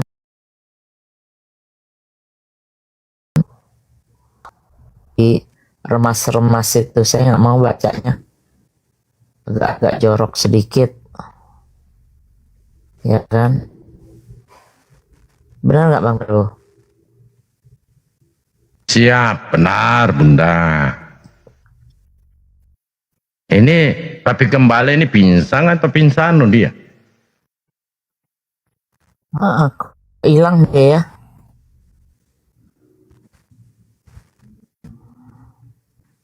Mana ya? Library ya, ini library. Itu mereka itu gimana ya Bang Dalbo ya? Nih, Joshua itu siapa Bang? Yesus ya? Karena mengatakan Yosua Amasya. Yosua Amasya. Ya. Kalau Mikana. Itu kan dia kalau Jack itu kan lihat Jesus Christ. Bang Darbo, di situ kan saya punya data-data yang menunjukkan siapa aja yang worship tadi menyembah sujud seperti orang Islam. Itu Joshua 7 versi 6. Joshua 7 data-datanya Joshua 7:6, 7.26 Abraham, terus Moses di Exodus 3:4-8. Kalau Abraham tadi di Genesis 17:3. Aaron siapa Bang Bu Aaron ya?